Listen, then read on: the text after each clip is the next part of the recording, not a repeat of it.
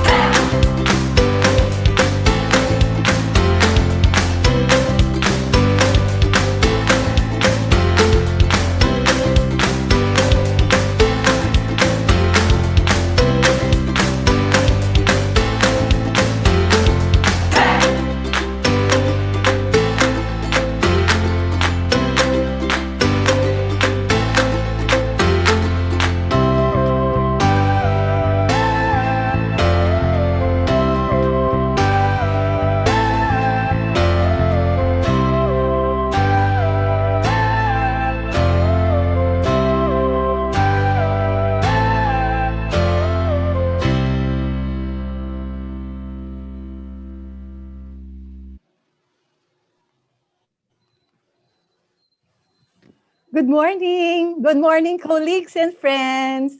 Good morning, PSAi participants. Good morning, Dr. Wesson. Good morning to everyone.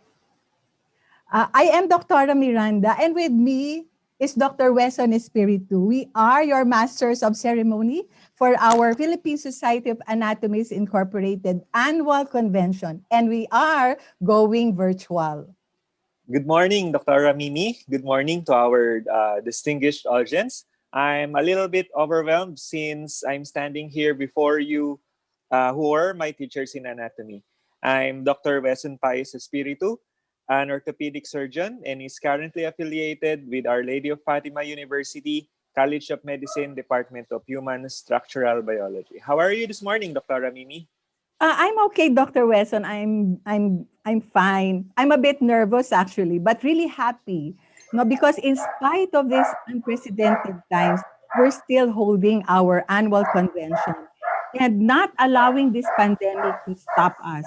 And you know what? We are live streaming in YouTube. Ah. Okay, let's get the ball rolling. Are you ready, Dr. Wesson? Of course, Doctora. And we will start off our annual conference with the opening prayer, national anthem, and to be followed by the PSA hymn.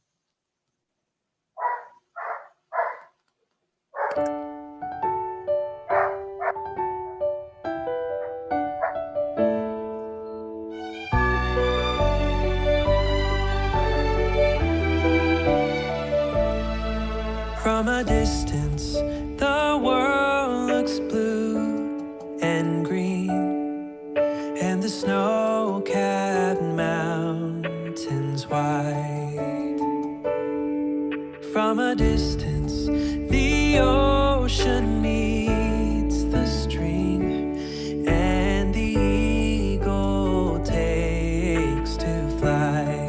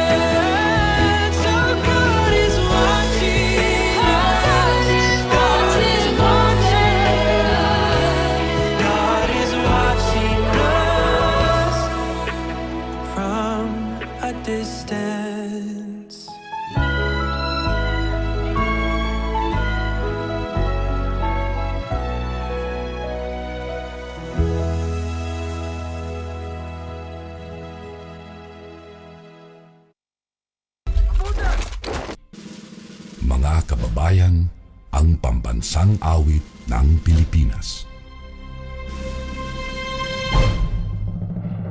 Kayang mag-ibig, helas ng silanganan, alam ng puso, sa titik mo'y buhay. Lupang hinirang, kuyak ka ng mag-ibig, sa manlulupin, di ka pasisigil, sa nagatang tutok sa simoy at sa langit kong pagaw, ay hinatang tulad, awit sa paglayang minamahal. Ang isang ng matawad mo'y tagumpay na nag-iibig, ang bituin at araw niya kailan pa may di magdidinig. Luman ang araw ng walhati pagsinta, buhay langit sa piling mo. Ang inigaya na pagkay mga api, ang mamatay ng dahil sa'yo.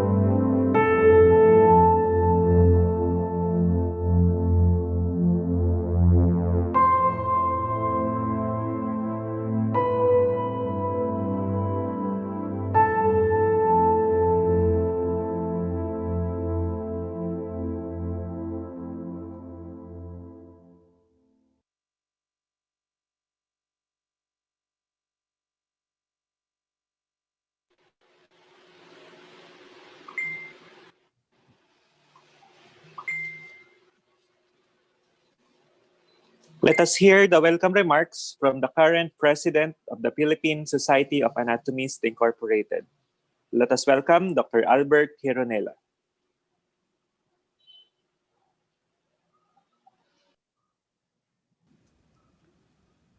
Wishing a pleasant day to one and all.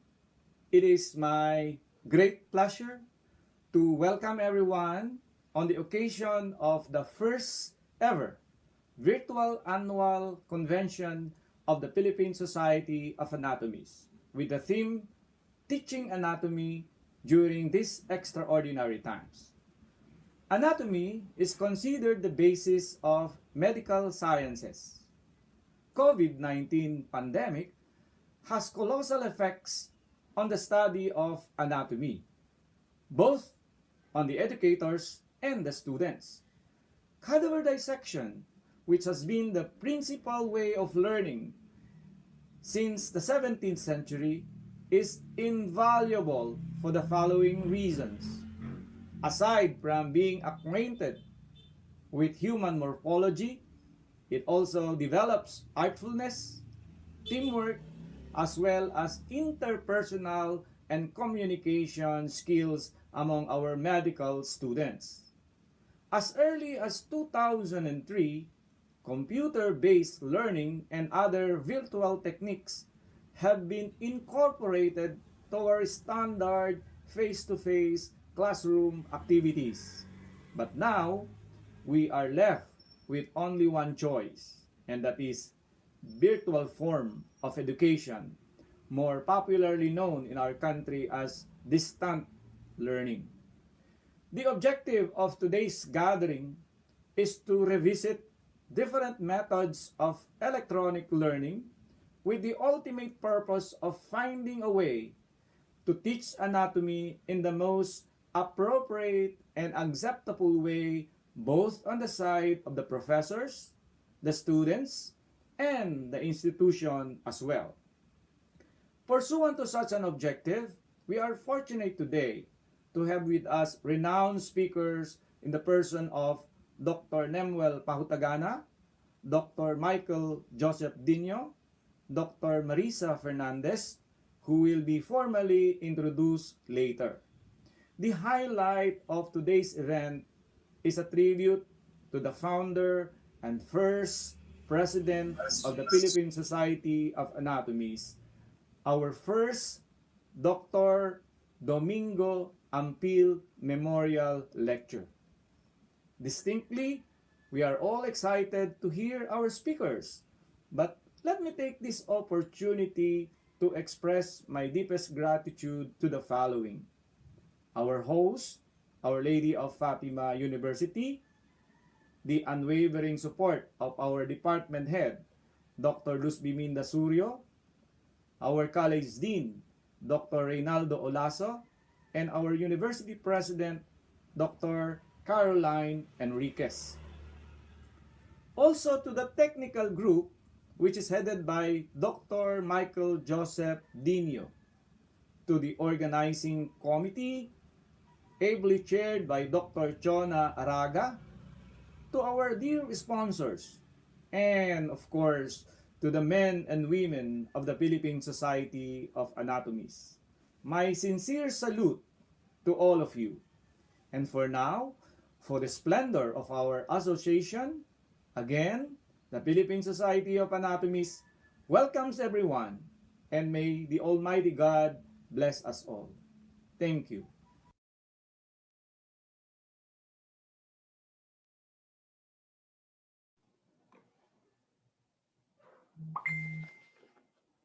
Thank you very much, Dr. Heronilia.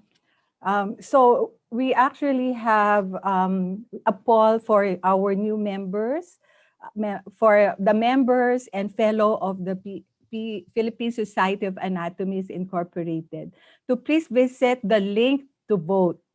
No, but the students did not vote anymore. Only the members of the PSAi and the new members. Okay, so going back, let us now hear some message from one of the founding members of the Philippine Society of Anatomists, the eighth president of the PSA, 1989 to 1990, and is currently the chair of the Department of Anatomy of Our Lady of Fatima University. Ladies and gentlemen, please welcome Dr. Luz Biminda Surio. Good morning, everyone. To our dear presidents of Our Lady of Fatima University, Dr. Caroline Enriquez, our Dean, Fatima College of Medicine, Dr. Reynaldo Olaso, our President, Philippine Society of Anatomists, Dr. Albert Ornelia, and most especially to our fellow anatomists from the various medical and allied medical schools all over the country. Today, we hold the first virtual convention of our society, and I cannot help but recall the time it was created way back December 1981 in Dasmariñas, Cavite, on the grounds of Emilio Aguinaldo College of Medicine.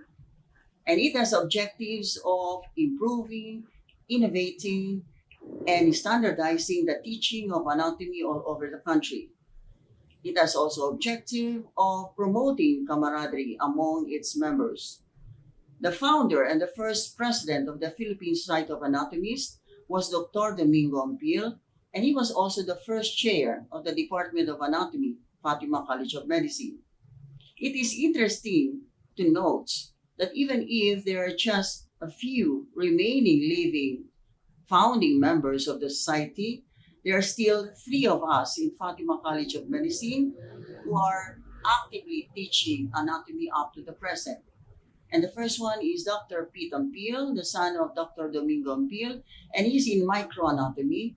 The second one is Dr. Flor de Jesus, and she is the current chair of the Department of Anatomy, CEU College of Medicine.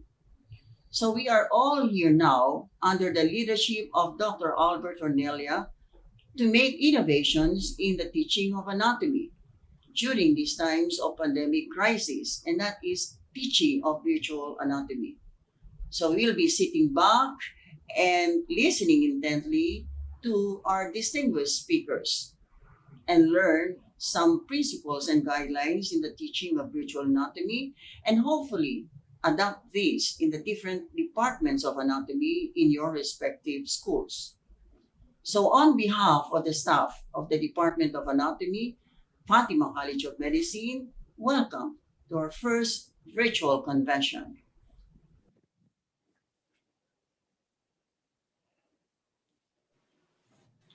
Thank you very much, Dr. Suryo. Let us call the Dean of Our Lady of Fatima University College of Medicine, Dr. Reynaldo Olazo. Good morning. In behalf of the Our Lady of Fatima University College of Medicine, I would like to welcome the officers and participants of the Philippine Society of Anatomists in your convention. It is a privilege that the Our Lady of Fatima University College of Medicine is the host for this virtual convention of yours. At the onset, what I'd like to state is that I have always admired physicians who have embraced the art of teaching, because we all know that physician is the noblest of profession. And at the same time, we are also aware that the teacher is equally a noble profession. Therefore, physicians in the academe and have decided to embrace the art of teaching has the two noble professions, that of a physician and that of a teacher. I also would like to commend and salute the people who have embraced the science of anatomy and decided to teach anatomy. Why did I say this? Embracing the teaching of this, utilizing cadavers, dead body, and representative of the dead is really something to behold. The Department of Anatomy in my university is really known for its very innovative way of teaching. Especially now, they have transformed the art of teaching anatomy into a different level. They have produced videos and different teaching materials, which, if you try to look, are actually world class. They are world class, and people would think that they were made by professional producers. I am sure that the anatomists in the other College of Medicine have done the same. I really admire all of you. Having said this, I'd like to thank you for having chosen Our Lady of Fatima University College of Medicine as your host. And again, good morning and thank you.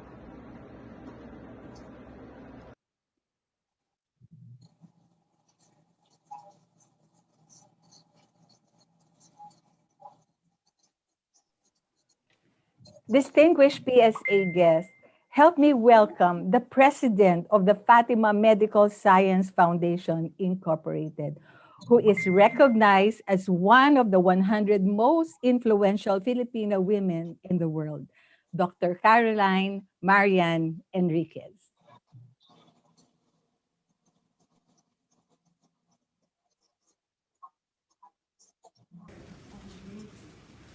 Good morning, everyone. It is my distinct pleasure to be with the Philippine Society of Anatomists on their first virtual annual convention.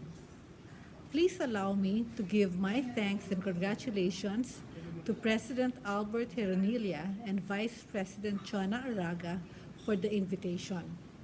I could not say no to my hardworking and devoted faculty members.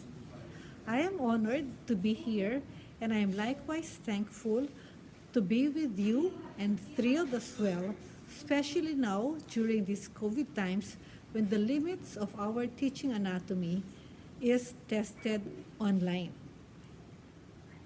As a core and fundamental subject in medicine, the onus is on the faculty members, the anatomists, to create and find innovative ways of teaching anatomy digitally. In the 8 months that we have been on lockdown, it has been very challenging to teach anatomy, and I have seen how my faculty in Our Lady of Fatima College of Medicine create several videos and modules in anatomy and other medical subjects. As a whole, I congratulate all the anatomists for finding ways to deliver the art of teaching anatomy through the digital divide. We are still in the midst of the COVID crisis. We do not know how and when it will end, but with determination and commitment, we have found ways to teach medicine in creative and interesting ways. Today, I salute all the members of the Philippine Society of Anatomists for playing a crucial role in the transformation of education. Training and teaching our medical students is not a one-off segmental event. It is all about teaching our students to connect the dots seamlessly so our students can visualize the healing process from the anatomy of the body, the physiological functions of the parts, to the biochemical undertones intracellularly. As we navigate these turbulent times, my sincerest congratulations to all the members and faculty members of the Philippine Society of Anatomists, most especially its officers. My gratitude to all of you for remaining steadfast to our calling as doctors and teachers. As Brad Herney once said, a good teacher can inspire hope, ignite the imagination, and instill a love of learning. Magandang umaga sa inyong lahat and mabuhay kayong lahat. Thank you. We will proceed with the program proper with the team Teaching Anatomy in These Extraordinary Times, hosted by the current Secretary of the Philippine Society of Anatomists Incorporated, Dr. Virginia Paz Braga, and co-hosted by the Our Lady of Fatima University College of Medicine and the Research Development and Innovation Center.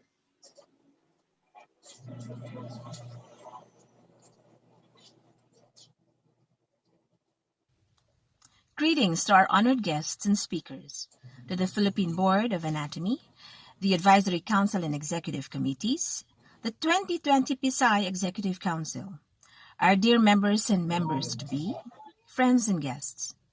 Before I officially open today's scientific program, allow me to share with you some pictures. This was Simber, an eager freshman, dissecting and studying models in the Gross Anatomy Lab. 2 weeks after the COVID-19 lockdown, here she is, taking her major exams after flying home to Negros Occidental. Take time to read her message.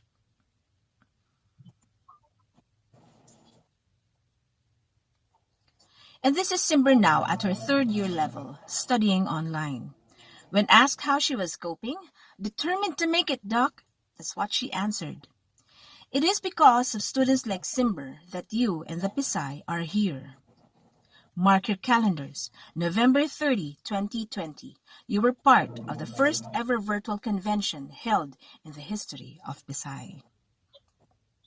We are here because there is a solid commitment to deliver and advance in our methods of teaching. Some are wanting to learn new approaches, while others are seeking to reinvent whatever resources are available.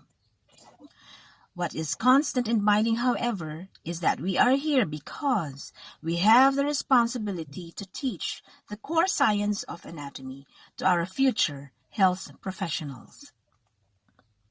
During this period of pandemic and paradigm shift in our education, the Scientific Committee has prepared for you a series of topics which aim to help you adapt as anatomy professors. We have invited experts who may catapult you into innovating or reinventing your teaching methods. Hence the theme, teaching anatomy during these extraordinary times. We encourage everyone to stay and witness the first virtual induction of 16 fellows and more than 40 new members coming from Ilocos down to Davao. To get your e-certificates, just accomplish the evaluation tool to be emailed to you by our technical group. Your deans will also receive certificates to recognize your school's participation. All PSAi members, old and new, are strongly encouraged to take the Comelec Pulse, which will run until 10 a.m. The link will be flashed on your screens from time to time. Attend the business meeting, which will be held after the convention. And of course, to maintain your good standing, kindly settle your annual membership dues until December 8, 2020.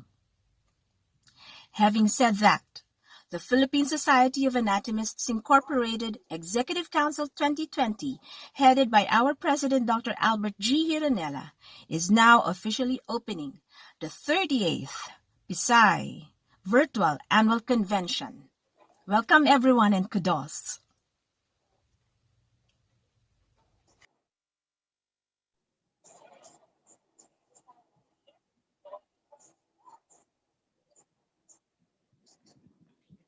So to introduce our first speaker for the Dr. Domingo Ampil Memorial Lecture. She is the Dean of the College of Medicine and Allied Medical Professions of the La Consolacion University, Philippines. May we call on Dr. Maria Cristina Zulueta.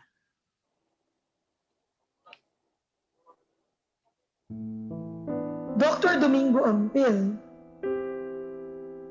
is the first president of the Philippine Society of Anatomists Incorporated.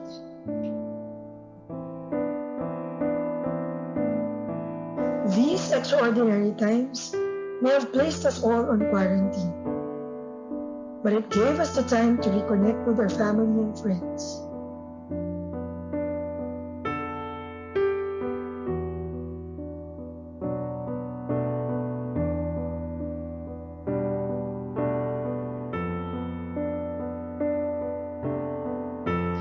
From a simple objective of gaining new members and reconnecting with old members, we want to go back and pay tribute to academicians and doctors who helped and contributed much in establishing the Philippine Society of Anatomists, leading us to having this first Dr. Domingo de Guzman Ampil Memorial Lecture.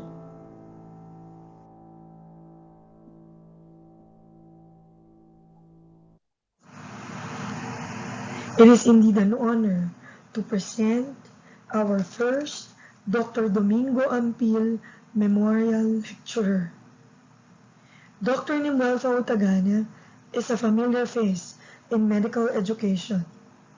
He is an eloquent speaker and a great leader in medical and health professions education.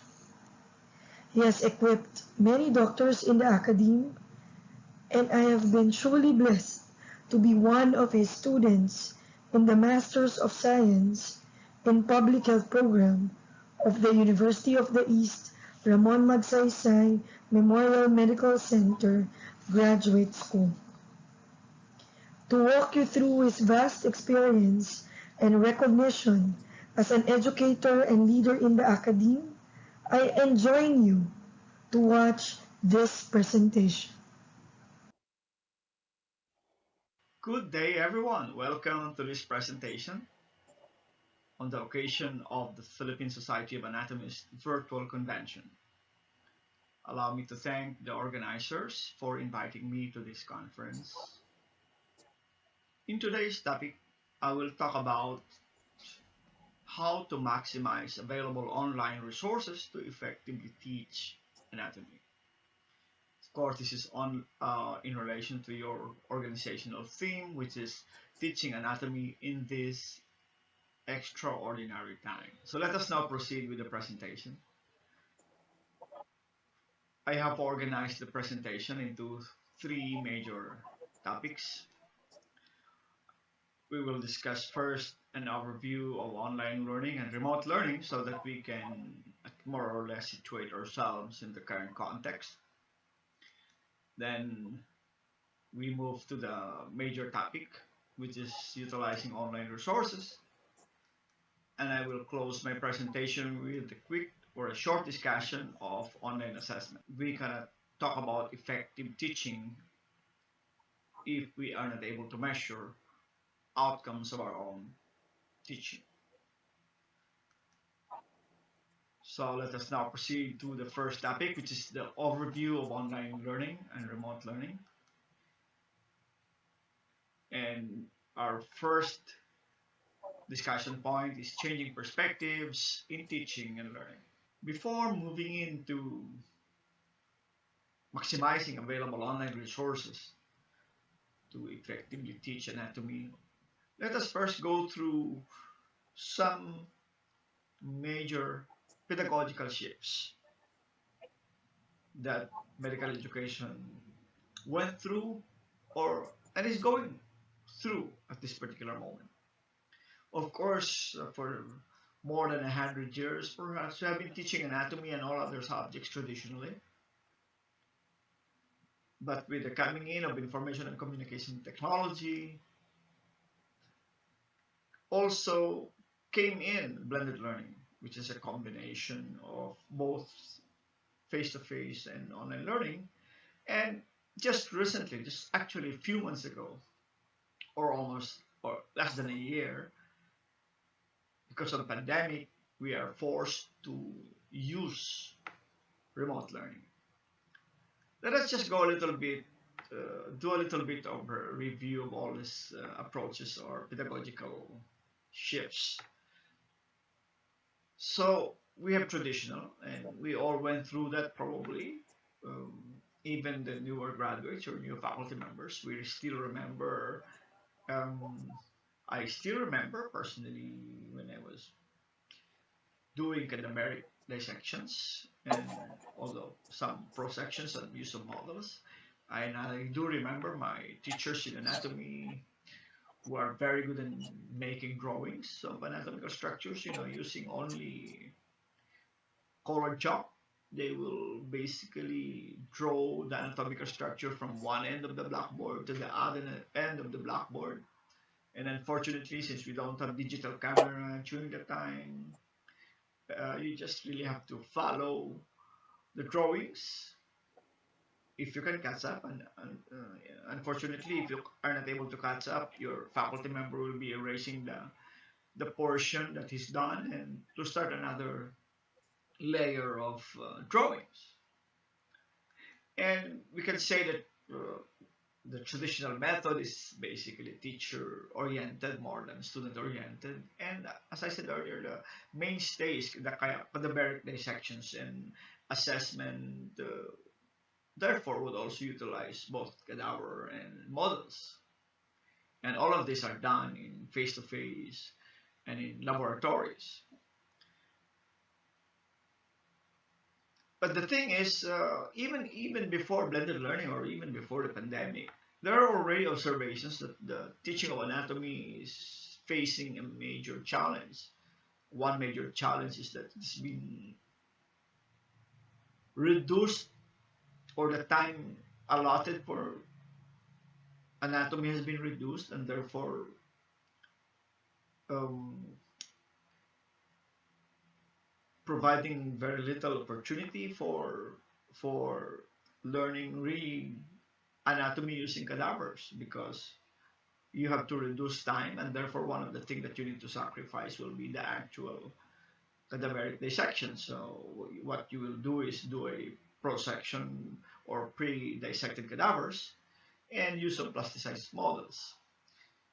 Um, the the reduction of time in anatomy is due to the fact that there are other new courses being introduced, and you have to look for some time. You have to look for time for it, and one of the probably first thing they will look for will be in anatomy and the first year subjects, and that's it. You reduce the time, And then, of course, you have now the blended learning, as I said earlier, is brought about by changes in information communication technology, where where students have now more access to digital materials. But the thing with blended learning is that you really plan it from the very beginning. Meaning, when you develop your anatomy course, for example, you already know that it will be in blended mode, and therefore it will be delivered with the ratio by at least 60-40 or 60 online, 40 face-to-face, or the other, or the reverse. And you already, since you already want to do a blended learning from the very beginning, you already also would have probably developed your learning management system, where you will be able to manage all the resources, the digital resources, and at the same time still be able to do online and face to face.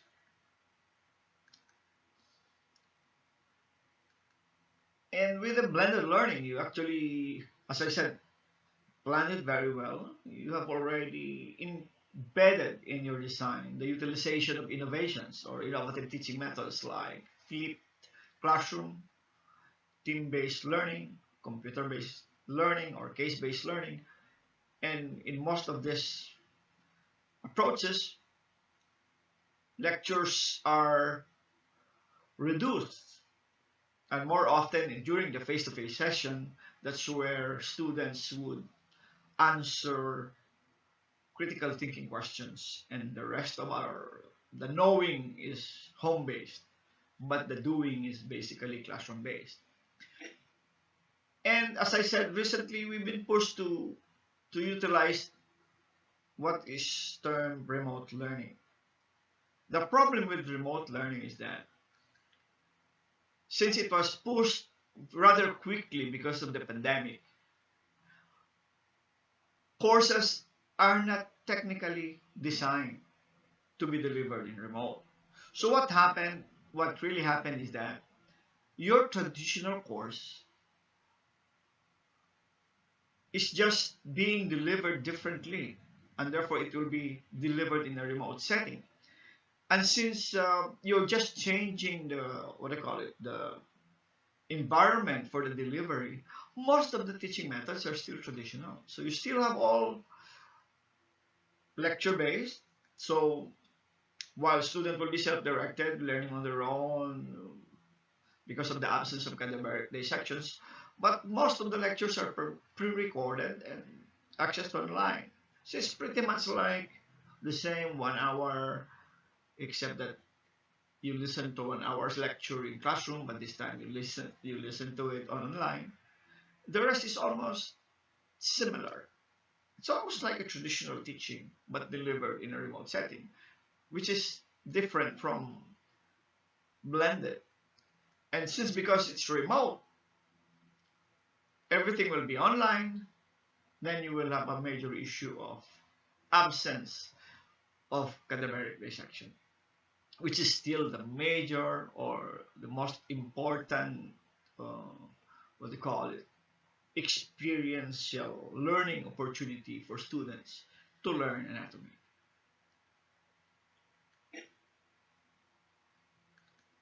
So these are the three pedagogical shifts that has been going on in relation to teaching not only anatomy but also medicine.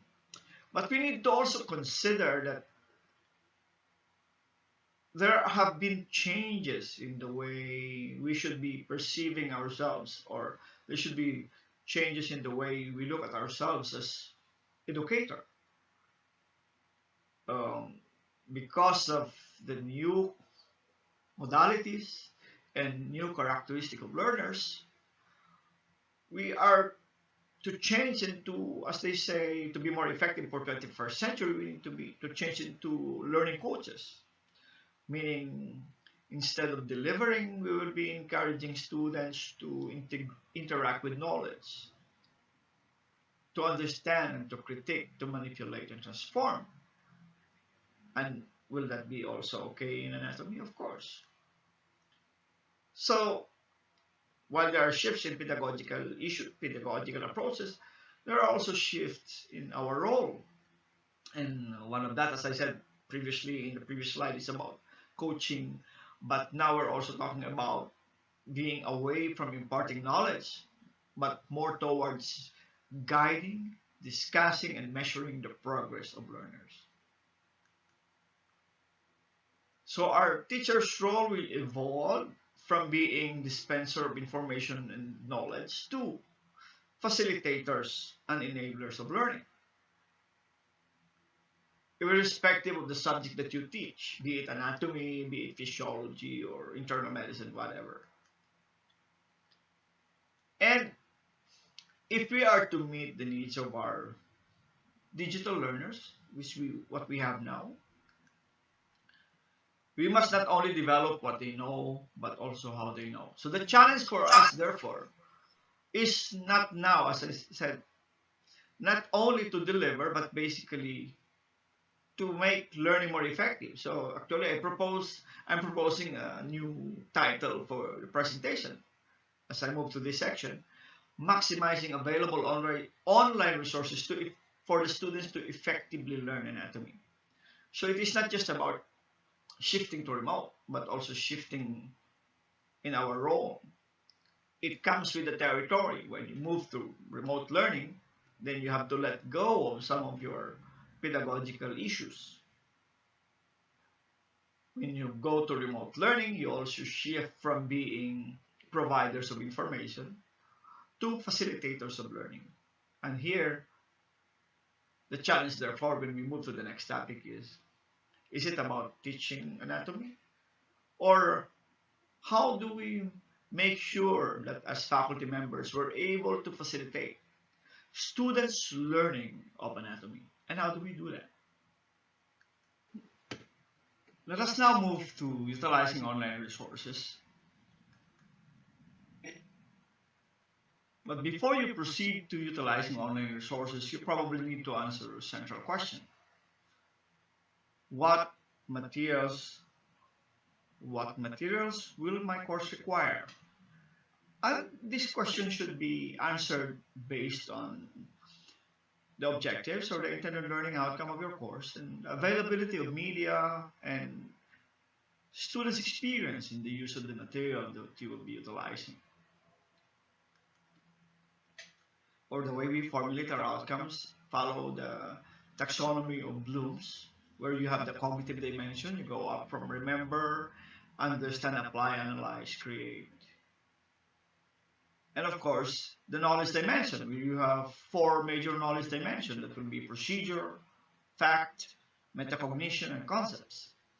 And when we talk about our own intended learning outcome for anatomy, I am sure you don't just want them to go into that remembering a particular anatomical structure or understanding it, but hopefully you're able to elevate it to the higher level of cognitive dimension from lower order thinking skill, which is remember, understand, and apply, to more or less provide them with the opportunity to analyze or even evaluate. Um, I was talking to Dr. Hironidia, and we're talking about vertical and horizontal integration, and that would mean basically moving from the remember upwards, so expanding the content horizontally and vertically. And one way to appreciate it is to follow this particular matrix for the cognitive and knowledge dimension. When you talk, for example, of anatomy forward, backwards, so as we design in outcome-based education, we always talk anatomy in the context of how it will be used in the future in clinical practice. So let's say, for example, in this scenario, you have create probably a management plan. Of course, we will not do that in anatomy, but as we go backwards, we know that to be able to perform the higher order thinking skill, you need to remember very basic information, very basic knowledge. So you have, for example, cardiovascular, let's say cardiovascular system. You have factual knowledge, you have conceptual knowledge, you have procedural knowledge. So you have integrating the whole cardiovascular system uh, not only along the cognitive dimension or upwards here or up to the horizontal plane or the row wise, the cognitive process dimension. Why is it important to do that? Because when you, for example, look into this as an intended learning outcome and also look at it in the context of, say, strategies, if we are to go back to this again, you know, for example, that if you are to look into remember, then there will be different teaching learning strategies here if you want. So probably they remembers concepts, they remember concepts, they remember facts, that will be the anatomy of cardiovascular system, but they can also learn or remember procedures because might want to integrate within your anatomy some basic clinical skills like taking BP or even reading, for example, let's say ECG or relating your anatomy to CT scan or ultrasound results. So from there, you move forward to understand. And you know that as you move to this direction, your approach or your use of resources will be different because while in this remember you just want them to recall all what they have been learning from your online lecture or from other videos or from 3D digital materials, but if you are integrating horizontally, then they need to also analyze or apply. Say they can perform procedural activities like take BP from real patients or from people in the community and analyze that particular result and probably even determine the status of patient's blood pressure. Is it, let's say, are they hypertensive? Are they suffering from a cardiovascular problem? Probably you say it's too early, but you can already integrate that in your anatomy. And why it matters? Because, as I said earlier, we are shifting our role from delivering knowledge to facilitating their utilization of the knowledge that are made available to them through different pathways or different online resources. And it's also important that the students, especially now on their own, will have to take care of the metacognitive knowledge. That would mean we should be able to provide students opportunity to monitor their own learning. And that's the thing that is happening here in remote. We cannot always be with them or we cannot be with them to evaluate their skills or their knowledge. They have to evaluate it themselves. And that's what we call metacognitive knowledge. So if you know what you need to know, then you can also apply it to yourself, meaning if I know that these are the anatomical structures, then if I am not able to identify those, then I recognize that I have some limitations in remembering this content. And if I know that I have these limitations, then I should be able to do my own remediation, apply remediation measures. So therefore, in utilizing your materials, you should provide that opportunity for them to metacognitively assess their performance. And from the result of their own self-assessment, they should be able to develop their own intervention, not necessarily your intervention. And that's the thing that we are to, if we are to be more effective in this remote learning thing, then we have to equip our students to be self-evaluators. And therefore, your resources, that the resources that you will introduce, will have to have in one way or another some elements of that kind of instructional event.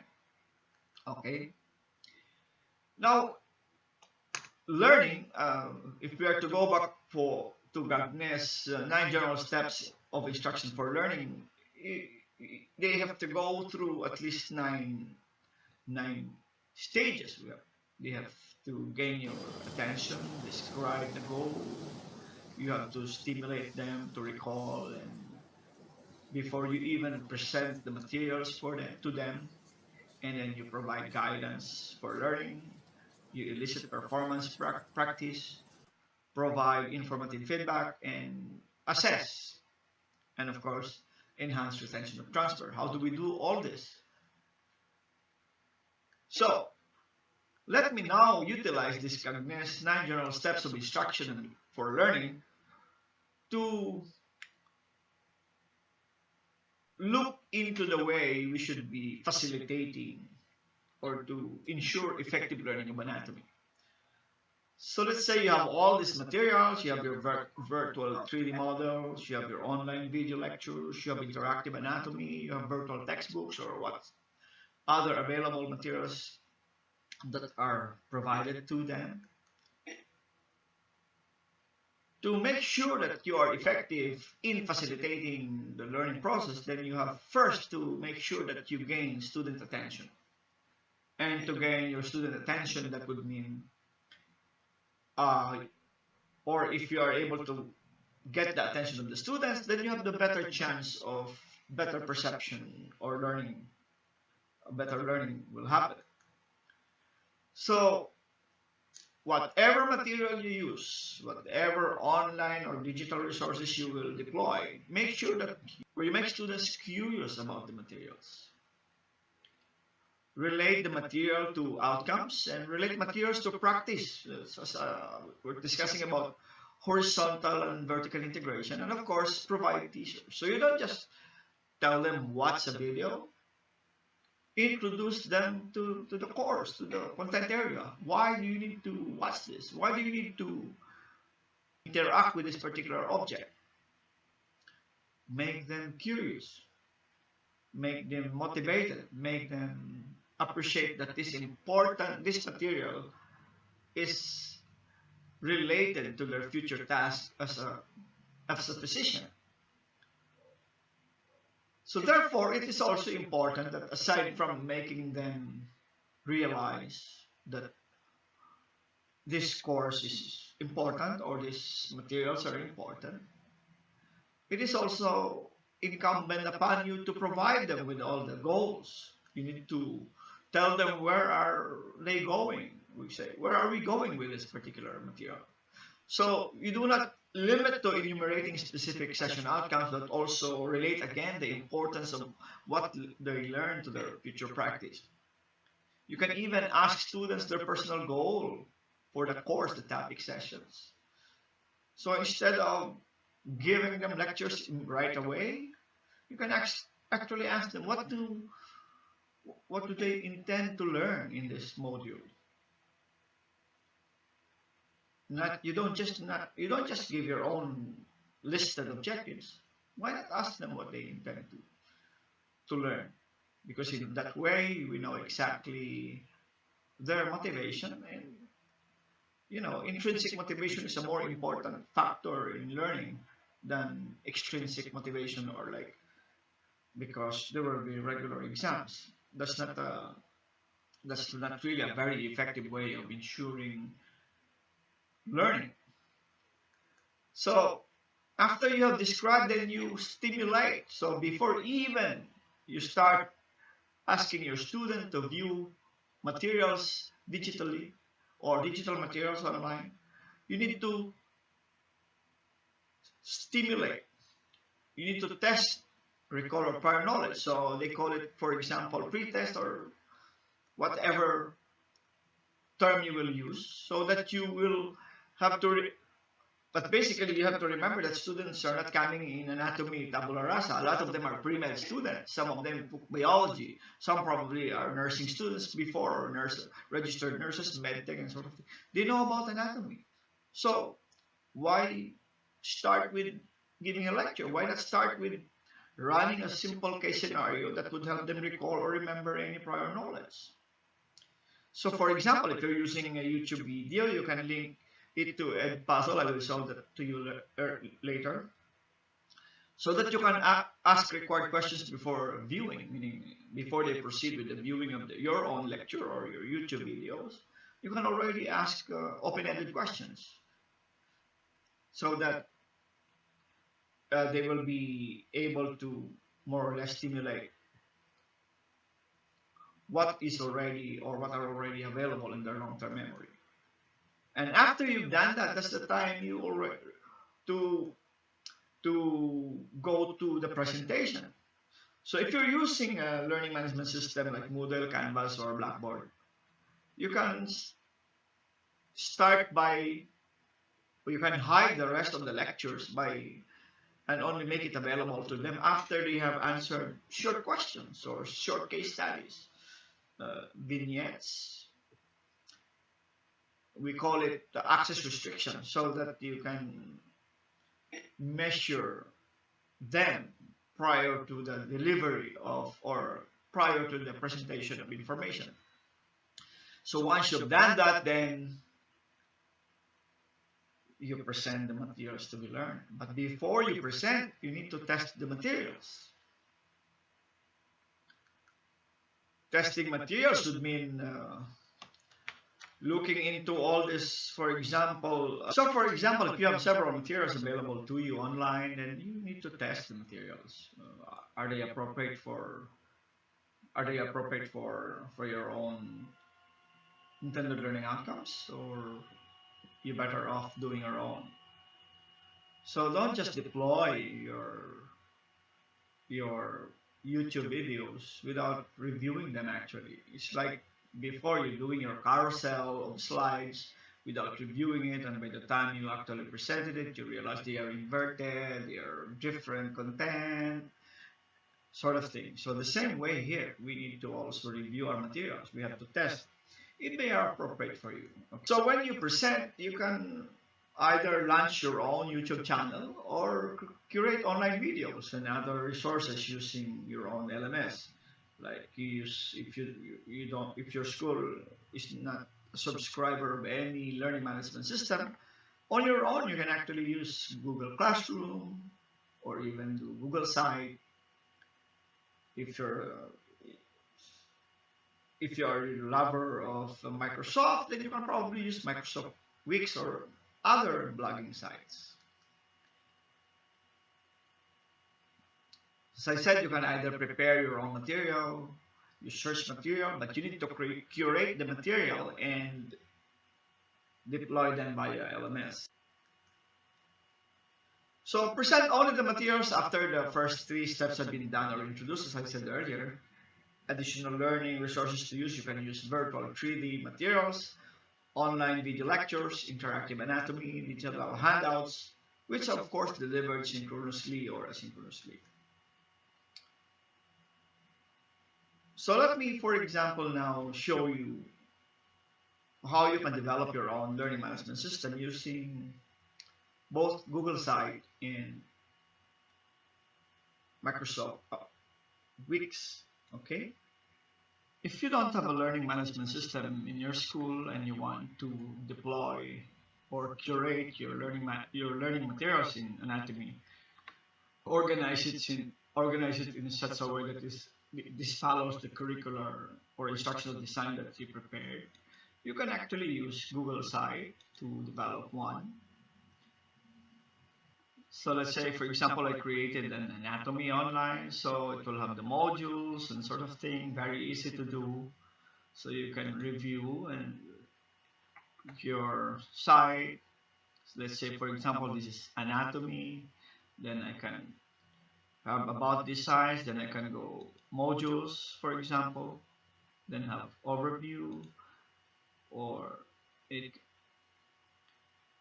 will provide link to videos, or I can go back to cardiovascular system.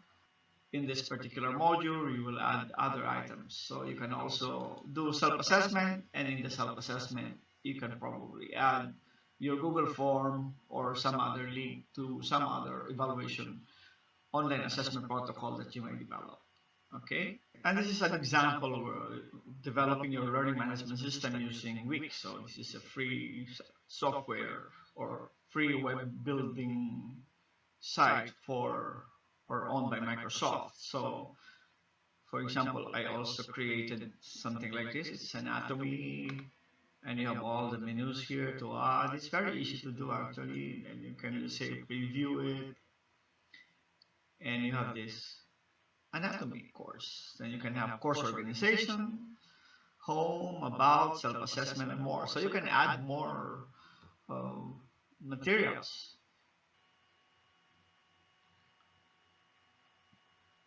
So here is Wix. Insert the video here. Um, According to a 2020 article, the role of technology in anatomy teaching, um, they found out that students, at least in this particular study, 35% of students are using applications to learn anatomy. 52.9% use books. 56.9 cadaveric teaching. So basically, it's already been reduced. 34.3 dissection. When I say here cadaveric teaching, it's actually prosections where cadavers are already pre-dissected. And you notice there are already reduction in the dissection or the percentage of the dissection, no, in terms of learning anatomy. Lectures still 52.9% and online videos 51%. So there is a major shift in the use of learning materials. After the presentation, you need to now provide guidance for learning. This probably will be the most challenging step in a remote learning setting. In this setting, you are encouraged to use innovative learning strategies because research have shown that when students are using or engage actively in the learning process, then it encourages more creativity, provides more peer-to-peer interactions, and a more active and memorable way of learning. Um, it also makes the learning environment more relaxed, and therefore it helps in long-term memory and therefore retention. After you have elicited the performance, of course, you may want to present the product of this interactivity in so many forms. Or actually, you can help them engage in so many innovative techniques, engaging techniques, even to the use of artwork, literary work, or photo and video projects. So you can do probably art competitions or even body painting or t-shirt printing or painting, or if you have enough resources, even 3D printing maybe later, maybe in the future, if 3D printer will be cheaper enough for the students to purchase, then we can already encourage, instead of the dissection, instead developing a 3D printout of anatomical structures. Um, and after everything, of course, going to number 7, we provide informative feedback. That would mean more formative, probably online examinations. I don't expect you to regularly meet them, but if you have time, why not? But why not encourage peer-to-peer discussions where they do their own critiquing, the way we used to do it in medical school when we ask a classmate to ask you questions, and in turn you ask your classmate another question, and that basically that peer interaction would encourage more quality learning, provide more intrinsic challenges, and therefore hopefully better retention, again, better recall. And why not incorporate flipped classroom and team-based strategies in your design? Because flipped classroom and team-based learning will always have as part of their synchronous session um, application of knowledge and using interactive strategies. Okay, and 8, you of course use assessment. online assessment. In one session in UP a month or two ago, I was asked to lecture on how do we address cheating in online examinations. I was telling them, cheating will always be there, and students are only cheating because probably because of the penalty that they may get out of the difficult exam questions. So what the thing is, probably give regular shorter examinations, make your examination moderate in difficulty, relevant to your students, and do more formative ungraded exam, and just do what do you call it, a long exam at the end, because the formative exam is more useful in development of metacognitive skills and self-assessment. Or you can also use like say games, the gamify your examinations. So I will have no opportunity for that here, but probably in the open forum we can talk about how do you add games or use gamify software in testing, so that you can have more active and more engaging examinations.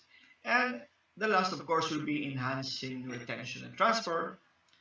That will be providing with opportunity for revisitation of materials. That's the good thing with remote learning, and if you have a learning management system, materials will always be available 24/7, and if the students want to revisit, all they need to do is click the link to the previous course or previous material, and then they can do the revisitation.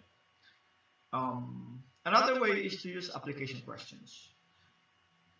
Make the recall of material more significant, more deep, and more, what do you call it, applied to their future clinical practice. And why not use progress examinations? Examinations that cover all items in the subject, maybe the one semester subject.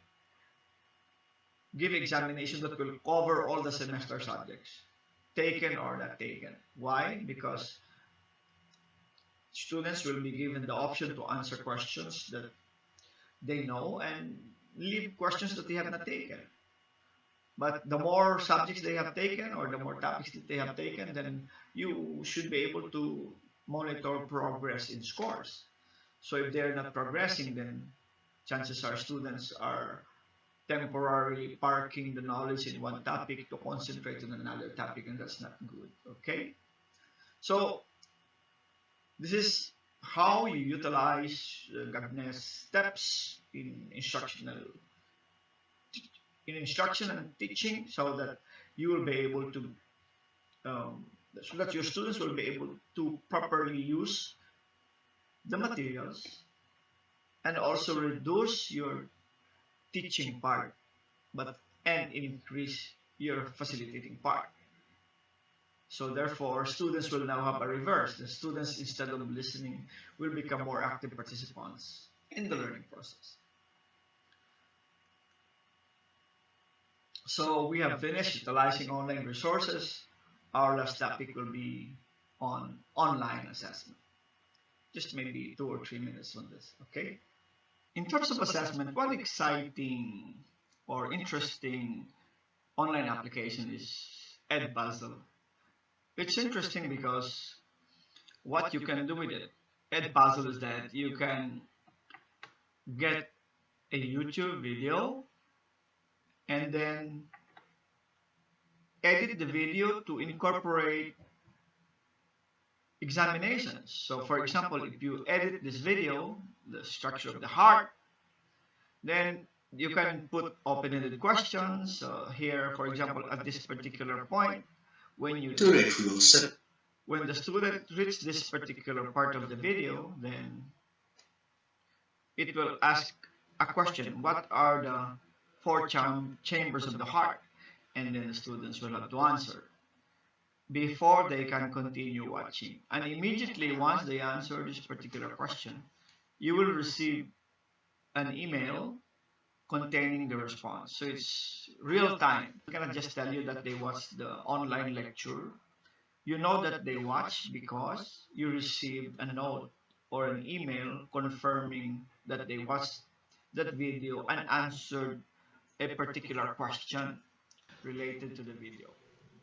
Again, we covered three major topics: overview of online learning and remote learning, followed by our discussion of how to maximize online resources, and third, how to do online assessment, although just a little bit. And again, my big thanks to the organizer to the Philippine Society of Anatomists Incorporated for inviting me to participate in this virtual conference. I hope I was able to impart some knowledge. I know you have been doing anatomy for the longest time and probably know more what to do further improve anatomy. But to me, there's only one thing. As we move to remote learning, we should not only look towards improving our own teaching, but most especially making sure that the students are also metacognitively developed in relation to assessing their own knowledge and making individual interventions to further improve their knowledge. As I said in the beginning, while we initially would like to make ourselves better teachers in anatomy, but at the end of the day, the most important still would be the students getting better and better as learners. Good day. Be safe, everyone.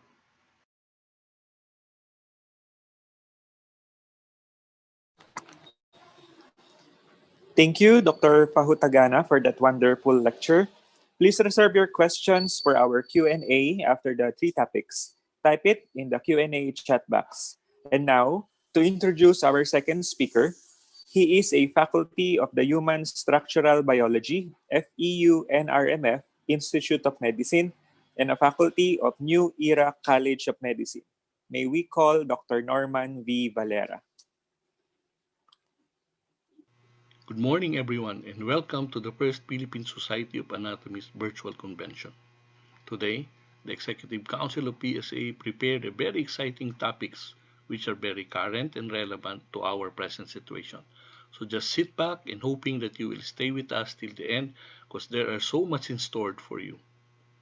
It is with great honor and privilege that I will be introducing our first speaker of the day. Our first speaker is an Apple Distinguished Educator and a member of its Global Advisory Board from 2015 to 2017.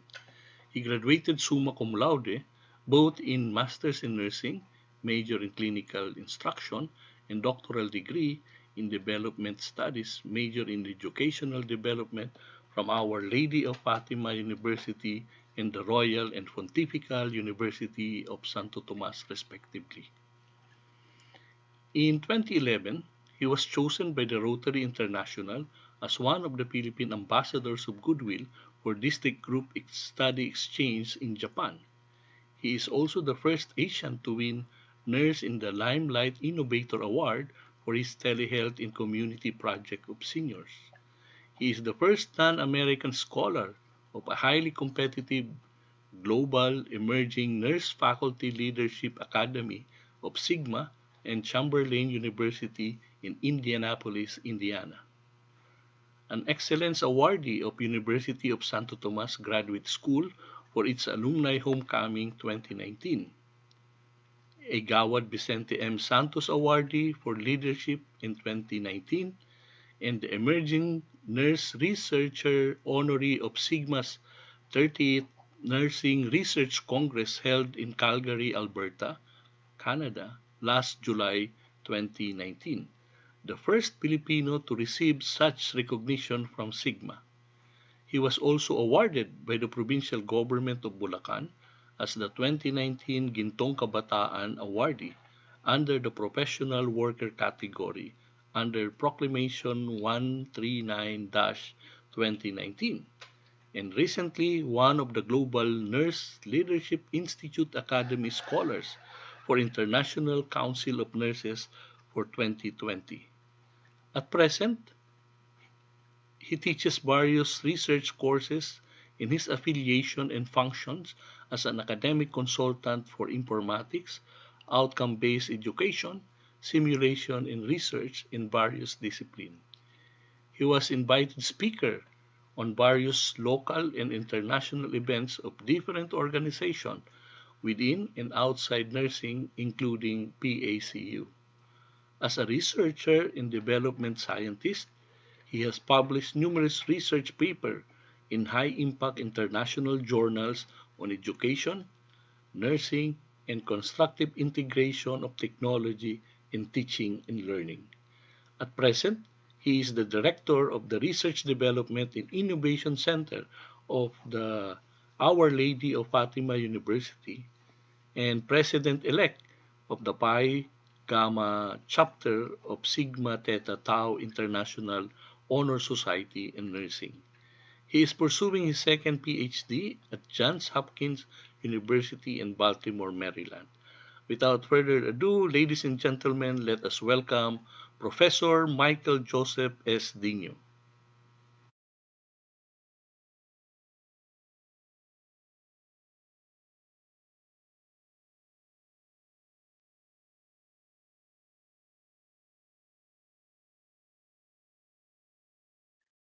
A pleasant day to everyone, and I hope that everybody's safe and healthy wherever you are. My appreciation to the organizers of this event, the Philippine Society of Anatomists Incorporated, headed by the president, Dr. Albert Hironella. Thank you for the invitation. And our journey so far is really incredible. This pandemic is really challenging us to be more resilient but innovative.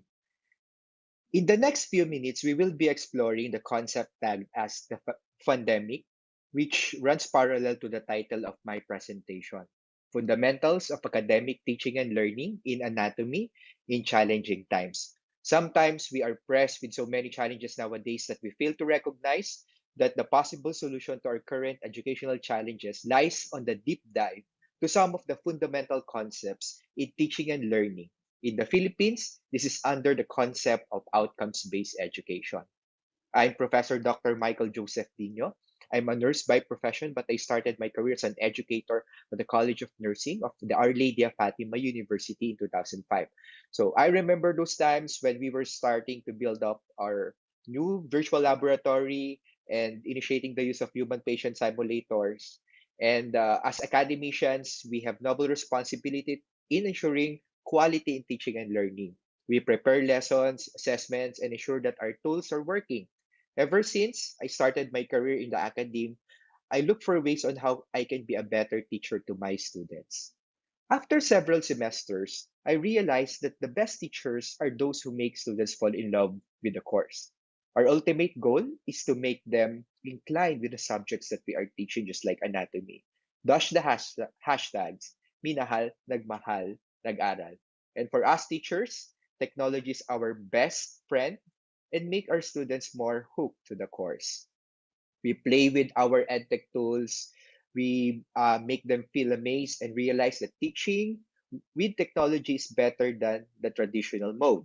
During in-person classes, we show concerns by giving them support activities, and of course, to make learning more concrete.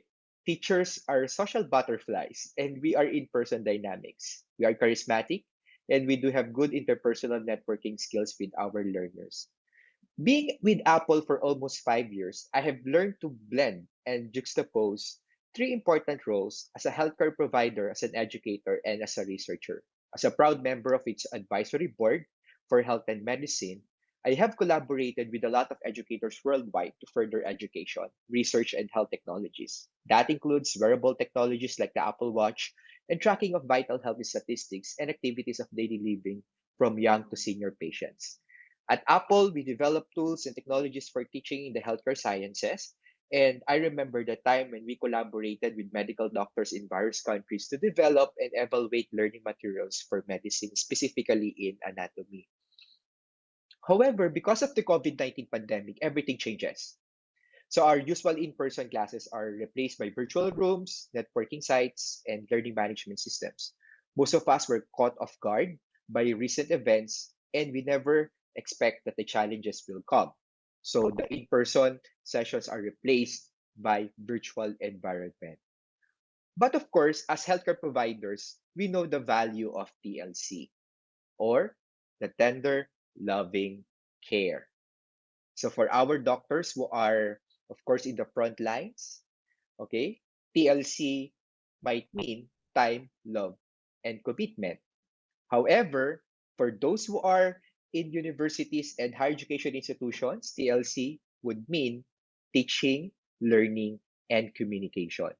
So right now, we are pressed with so many questions and deviating from the usual norms of conducting teaching and learning.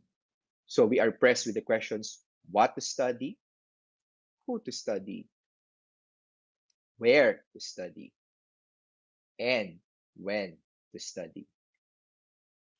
One of the key concepts that I want everyone to remember is that learning is an experience. And according to Albert Mercer, learning is more concretized if we infuse joy and pleasure. This was supported with a lot of literatures in healthcare education for adult learning, or andragogy, where students learn faster and retention is longer if we involve fun. Adults are lifelong learners, and we're also life navigators. It's clever to note that education nowadays are venturing into uncharted waters. And these are some of the objectives that I would like to accomplish at the end of my presentation. So this is the fundamentals of academic teaching and learning, anatomy in challenging times. So in the next few minutes, we are going to explore the answers to the questions: what characterizes fundamentals of teaching and learning design? How can educators navigate teaching in virtual spaces? And how can educators keep learners engaged through the use of course, technology? This presentation was also inspired by two of my highly cited publications, which deal with education and scholarship in the fourth industrial revolution, and the article on humanoid robots and fourth industrial revolution, where I asked the questions: what to teach, how to teach, where and when to teach. I know a lot of you are teaching in anatomy are mostly familiar with learning management systems. So in our institution, we are lucky to have integrated Canvas and LMS 3 years ago. We already explored Canvas prior to the pandemic and is maximizing its benefits today. Our collaboration with Instructure, producers of Canvas, has generated a lot of interesting ideas for remote and independent learning.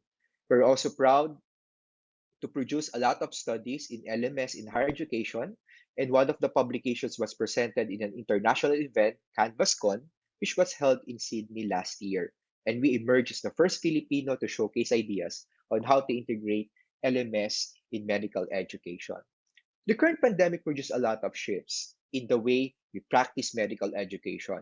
Most, if not all, of the medical schools in the Philippines are urged to reformat their courses. But as educators, we must acknowledge that there's no one best way to redesign and deliver a course. Given a context relative approach, there are many ways or valid ways to teach and learn.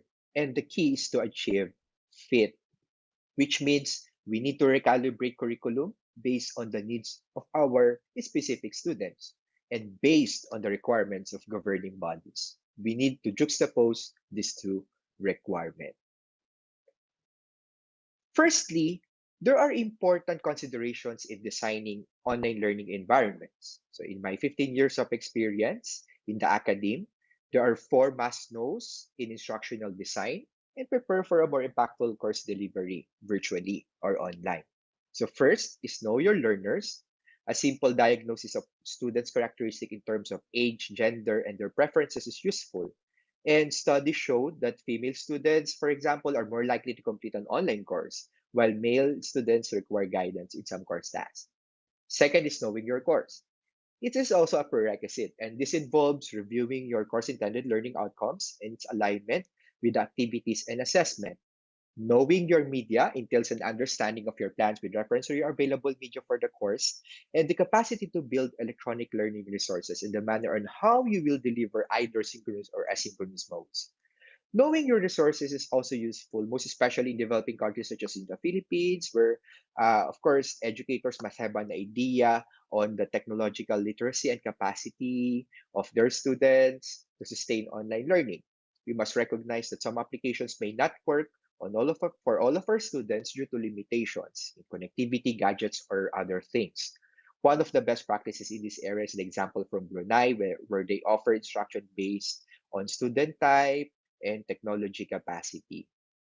In our university, we conducted a lot of studies for us to know our students better, where we, of course, discovered the peculiar characteristic of our students. And just to cite an example, being also an educator in the graduate school, uh, fits the resources that I present to my students based on their specific needs. Just like in this picture, where I'm teaching with for Chinese students.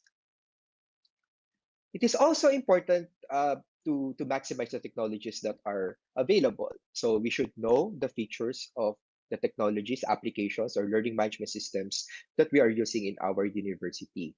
And because of these technological requirements, so it's very much important that for the colleges of medicine, we develop what we call the college LMS or EdTech team that collaborates directly with our EdTech office. So, as educators, we need to comply with what we call the technical and technical requirements. So, when we say technical requirements, I'm talking about the minimum requirements as far as devices are concerned, which are presented on my slide. And when we say technical requirements, this refers to the attributes of faculty members teaching anatomy. So, we need to be aware and competent in document processing software as a basic requirement. We need to have, of course, competence in developed learning materials. I know we are doctors and you are not destined only to teach, but of course to serve the community as medical doctors in our healthcare institutions. So as educators, you must be committed.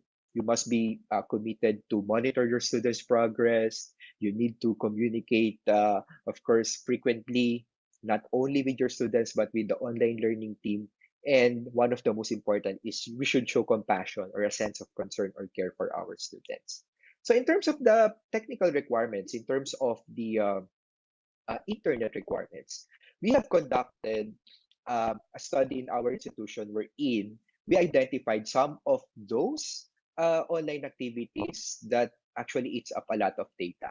So highlighted in the slide are those activities that of course requires further consideration in terms of your data plans and of course the applications. So if we're going to estimate that, for example, for a student enrolled at a 3-unit course with the 3 hours per week. So these are the requirements for their data. So one of the websites that I think is very much useful, wherein we can also check the speed of our internet connection would be speedtest.net. Okay, so by using the speed test.net, we can identify our download and upload speed. And based from experience for our students, they would need a minimum of 10 Mbps, and for educators, around 20 Mbps because we are the ones who are sharing our slides or the applications that we are using on our iPads or devices. So for most educational institutions in the Philippines. So this would be the recommended approach based on research. So 70% must be allotted for independent learning or what you call utagogy with the use of the different online learning tools and only 30% for instructor presence. If previously you have 3 hours of lecture, so it's not wise for you to have 3 hours of lecture because it will eat up a lot of data for your students. And in terms of the synchronous sessions, it will also, of course, decreases the attention span of your students. So this is very much challenging because most of our students are not independent learners. So we need to teach them on how to be independent in terms of learning and studying the course modules that we develop for them. In online learning, one of the biggest challenges is how to make our students engage in the learning process. I think that's the number one problem. A lot of students are telling us that, of course, they are somewhat disengaged to some of the courses that they are enrolled in, and a lot of studies are teaching us that disengagements and dropouts are common to online courses. So to heighten student engagement, it is important for us educators to know its anatomy. And the secret formula for this is summarized in this slide. So based from a lot of theories in teaching and learning, student engagement has several dimensions, and it occurs at three levels. So behavioral, affective, and cognitive. So if we want our students to be more hooked to online learning, or in our course anatomy, we must master the arts and science of teaching in these three areas. Again, behavioral, affective, and cognitive. And I call it the hand, the heart, and the mind from the usual philosophy, caput, core, and manus. First dimension is cognitive. We need to understand that the ultimate goal of online instruction is student learning, and students are more engaged in the course if they are actually learning from us. Therefore, it is important to provide maximum learning by stimulating their senses and doing constructive repetition. As the Chinese proverb would say, tell me I might forget, show me I might remember, and involve me and I understand. In whatever platform that we are using, we need to have something that a student should read, see, view, hear, or experience. Knowledge is more concrete if two or more senses are stimulated, and we call this principle teacher superiority effect. Teachers should also do constructive repetition by means of setting objectives, formative assessments, recall, synthesis, summary. Repetition equals retention. And my mom called it the Sharon Cuneta effect. Our teachers must do repetitions hanggang ang himig natin educators ay maging himig na din ng ating mga students. In our university, as an example, we use a variety of tools to make our students read, see, hear, and experience learning. We develop videos, podcasts, and modules that are aligned with learning principles. However, we must ensure that we are introducing the right amount of information to our students. So this is how our modules looks like. And we also develop electronics or digital books, specifically for the College of Medicine. So we offer students, of course, instructional materials that can support or enhance their learning process using ebooks. And these are two of our first developed ebooks for the College of Medicine, the course in histology, and of course in pathology. So we need to make technology seamless to our students. So as much as possible, we make them user friendly, wherein they once they're signed into a specific account, they can be signed into other accounts as well. And in our university, we do, of course, what you have the Canvas integration. And the contents of our Canvas is very much heterogeneous, meaning it really depends on the course on what applications are you going to integrate with your teaching and learning. But in our university, we call it the PDF Aura with the hashtag Umaura. So when we say PDF Aura, so in our learning management systems and in online learning, we are providing information in pages. We also include discussion boards. We upload files on or handouts or modules to our students. We give them assignments that they need to accomplish within a week. We introduce them to websites that are very much useful in their learning. We also introduce review questions for them to assess if they are learning something uh, personally, and applications for experiential learning. So when developing online resources, we need to put ourselves on the shoes of our students, and we can ask ourselves, are the resources organized for independent learning? Are the content valid, reliable, and plagiarism free? Are the instructions and guide adequate? Does it look good, enticing, and well prepared? And of course, is it a value for money? However, we don't want our students to be overwhelmed. There is a right media for every intended learning outcome. Learning is not effective if we will just provide students with voluminous resources. We need something that are in the right amount but maximum quality, advancing the concept non multa sed multum, or not many but much, and quality over quantity. Another formula in engagement is behavioral. So teachers should ensure that students are involved and active in the learning process. We should develop online activities that will make them participate, not just listen to what we are saying. And remember, quality instruction places the students at the core and at the center stage. I call this concept front learners, or placing the learners at the forefront of teaching and learning activities. So these are some of the applications that I'm using, of course, uh, for my class. So we have Lobster. We also utilize the Pearson MyLab. The use of Flipgrids are very useful, specifically in anatomy. And I also issue badges to my students whenever they accomplish a certain task. So I also need to communicate with my students to make them involved, because according to a recent study that we conducted, 71% are more likely to receive an outstanding evaluation for educators who are using regular announcement in their learning management systems. There are a variety of applications that we can use for our students to be active and not merely listening during synchronous sessions. I will share some of my favorites, and the first one is Mentimeter online application.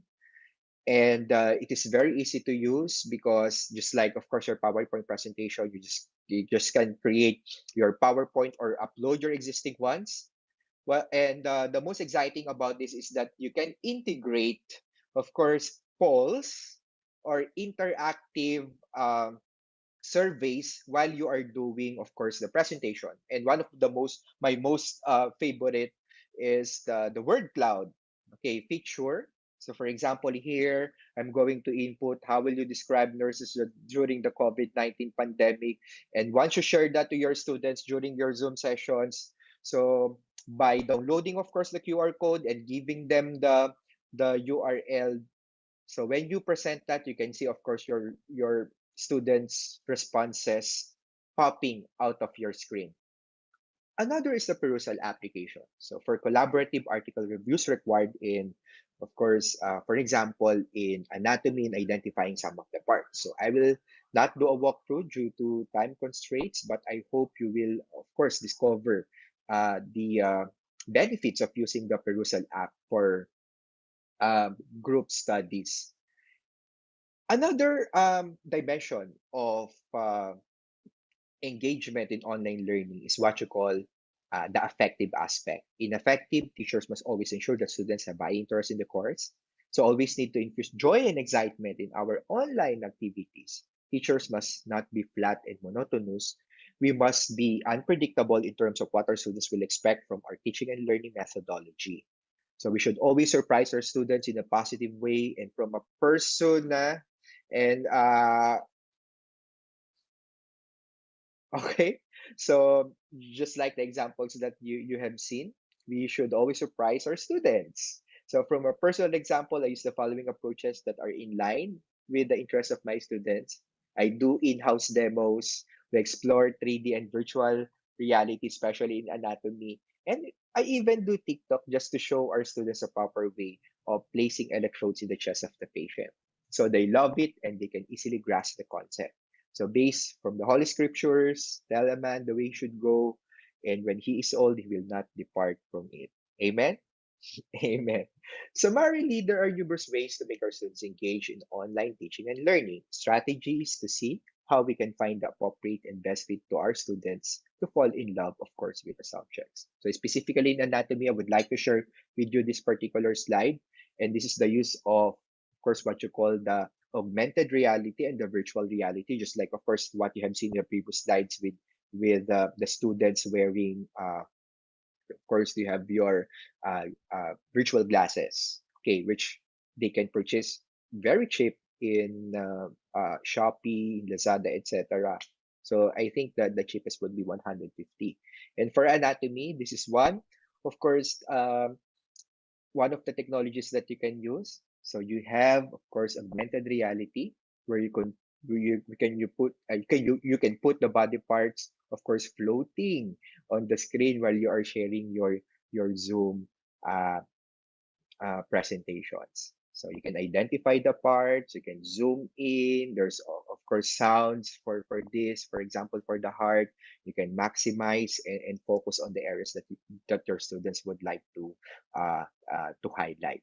So I'm very, of course, happy that in our university we are working now on what you call the augmented and virtual reality applications for medical courses. And we call it the Flex AR/VR, or the augmented and the virtual reality. So the idea behind this is that we want our students to be engaged in the lessons that they are enrolled in.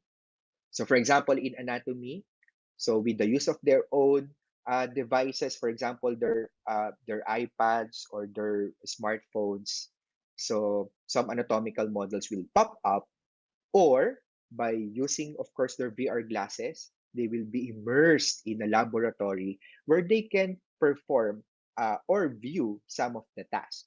So these technologies are actually in line with what we call the fourth industrial revolution. So if you would like to know more and explore the benefits of fourth industrial revolution during the pandemic, so you can visit this website, intelligencethatweforum.org, because I do believe that this time of the pandemic, this is the best time for us to also prepare for the education in the fourth industrial revolution. So talking about fourth industrial revolution, it talks about artificial intelligence that we can integrate, of course, to our instruction, and looking at Google. Of course, these are some of the things that are included in the fourth industrial revolution: the use of virtual reality, augmented reality, artificial intelligence, and just like now, right? So some of the healthcare institutions are using robots. So we are actually exploring that even before the pandemic. So the use of 3D printers are also very useful. So for example, you can 3D print uh, body parts here, where of course you can demonstrate to your students in virtual learning. And in terms of artificial intelligence, most of the time I'm using the application, the Amazon Alexa, okay, especially to gamify my classroom learning. And I actually have this in my pad to control my lighting, to control the aircon, to control the blinds. And I'm using all this also for classroom. Okay, example. Alexa, how many bones are there in the human body? We are born with 270 bones, but some of these bones fuse together as we grow, leaving adults with 206 bones. By the way, I can learn your voice to improve your Alexa experience. Would you like to try it? No, because I'm doing a lecture. Okay, and of course, you can have this gamification of teaching and learning, right? So you can ask the students, and after that, you can ask Alexa for that. And as educators, we must also consider that not all school are effective. And we must, of course, prioritize pedagogy before technology. We are not using this because these are exciting, but we are using this because this will help us achieve our learning goals in anatomy and physiology.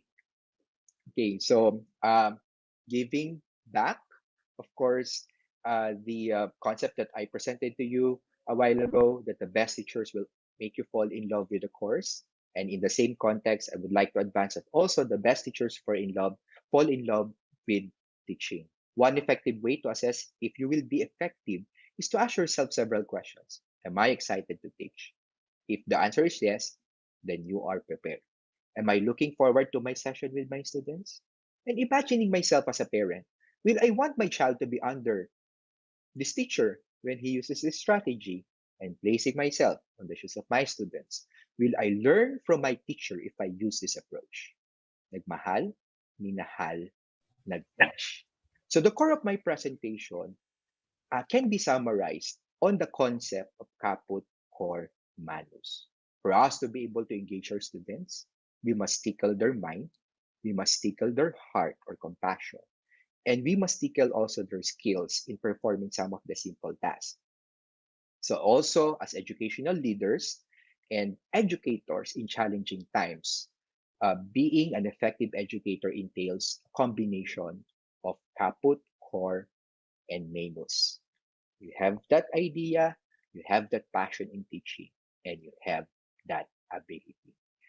Let me end my presentation by sharing to you one of my favorite adage from the novel Origin by Dan Brown. May our philosophies keep pace with our technologies, may our compassion keep pace with our powers, and may love, not fear, be the engine of change. Thank you very much to the Philippine as Philippine Society of Anatomists Incorporated. I am Professor Dr. Michael Joseph Tino from Our Lady of Fatima University. And if you have questions, okay, so I am very eager to answer your queries. And you can also reach me through the following social networking sites. And I'm also maintaining a YouTube page known as the Dignified, where I am teaching some, of course, tools that can be used by teachers in the online learning environments. These are my references. Thank you very much. And that's Dr. Michael Joseph Dino for you. How can one so young achieve so much? How to be you, Dr. MJ? So very inspiring talk, Dr. MJ. Thank you very much again. So to proceed, placination technique is a very unique method of preserving tissue in a dry and odorless state, which are useful adjunct to cadaver for learning and teaching anatomy. Cygate Technology Corporation is a proponent of this technique. Let us watch a video presentation from our major sponsor. And if you have any questions for Cygate, you may write your queries and comments in the chat box below, and this will be addressed after the presentation.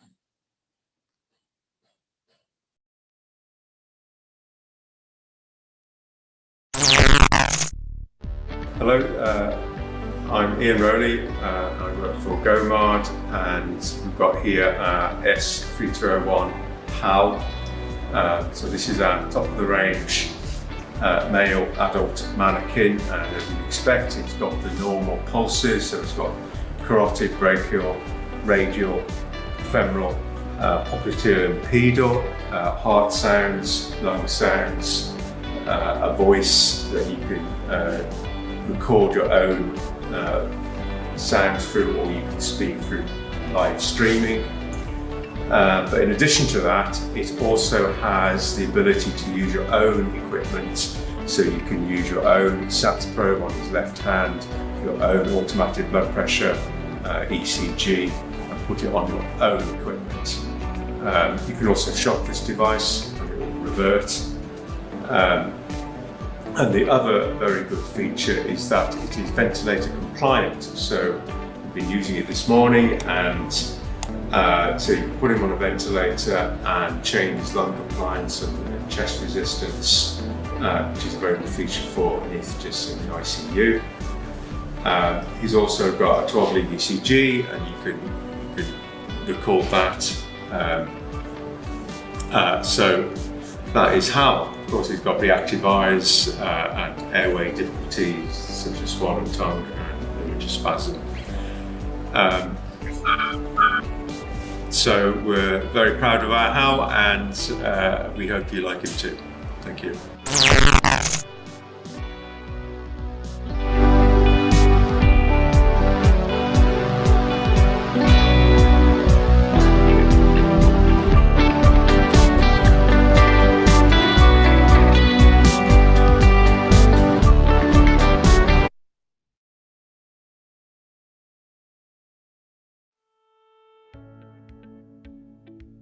In this video, you will learn about Supratori's appearance and active motion features. By the end of the video, you will be able to recognize and demonstrate the realistic articulation of the neck and limbs, program the eyes to open, close, or blink, program the mouth movement, customize skin appearances and intensities, and demonstrate various muscle tones with active limb movement. Supratori's active robotics in the eyes, mouth, arms, and legs, customizable degrees of skin coloration, realistic limb and neck articulation with seamless joints, and many other features make Supratori the most realistic and true-to-life neonate simulator available today. When demonstrating the articulation of the joints, remember to treat Supratori with the same care you would treat a real patient with. Supratori has realistic flexibility and resistance in the neck, shoulders, elbow, wrists, hips, knees, and feet.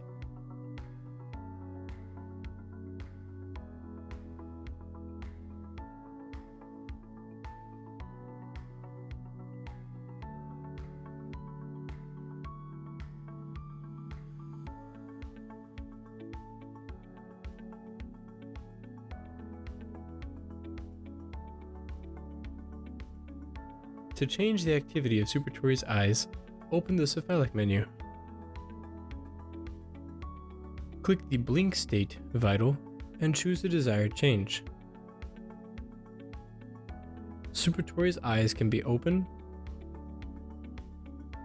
closed, or blink a specified number of times per minute. To program the mouth movement, click the mouth vital and choose the desired state.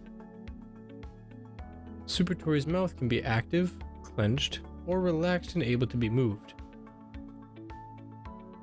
Always set the mouth movement to relaxed before opening the mouth manually, as in the case with bagging, feeding, or intubation. Supratori can display many different skin colorations using the Skin Appearance Vital. Select the appropriate condition, then move the slider to program the intensity of the coloration. Supratori can display central and peripheral cyanosis, jaundice, paleness, and redness. Click the Muscle Tone Vital and choose the appropriate limb or limb group and level to generate different muscular activity. Supratori features active robotics in the arms and legs that generate realistic and lifelike movements.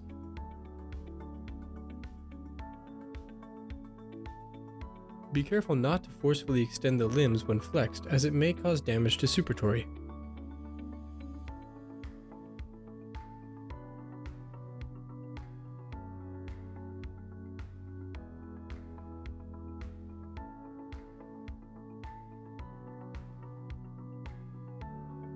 For more information on appearance changes like abdominal retractions, unilateral chest rise, or other respiratory features, watch the video on respiratory features.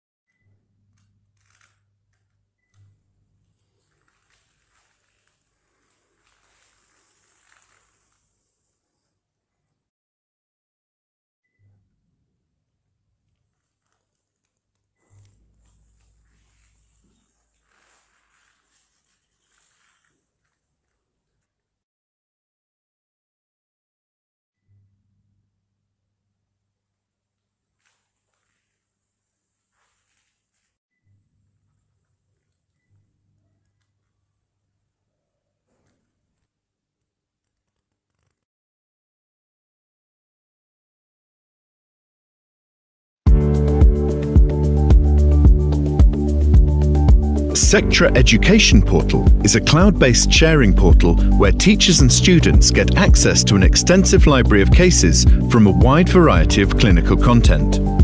The portal is divided into a private and a public space. When connected to the private space, teachers, students and clinical staff can collaborate through Sectra's solution in the hospital, at the university and at home. No matter what device you prefer to use, Sectra Education Portal is available via secure sharing. In the public space, you get access to a wide range of reference cases, quality assured by Sectra. But what's unique is that everyone connected to Sectra Education Portal can share their cases, adding to a continuously growing database. Cases can then be accessed by all users connected to the Sectra Education Portal anywhere in the world. This means you can collaborate with genuine cases from daily life situations. To protect patient privacy, user cases uploaded to the public space are always made anonymous. Combined with the Sectra table, you get a state-of-the-art learning platform, perfect for anatomy labs, lecture halls, simulation centers, and even self-study. Gather a group round the table or connect the table to a projector, and you can deliver a lecture supported by highly detailed 3D images generated from CT and MR scans. In short, the Sectra Education Portal takes your medical education and clinical training to the next level.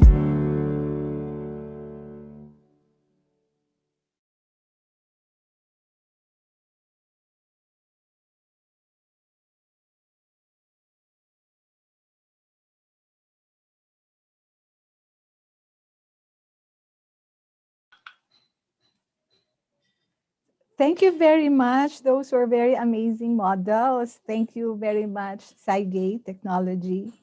At this time, we can already entertain questions for Cygate Technology. So if you have any questions, you may unmute yourself, or you so that our sponsors can answer you, or you may want to type it in our chat box. Let me see now. Okay, yung mga ibang question dito kasi for later on sa mga speakers natin. Okay.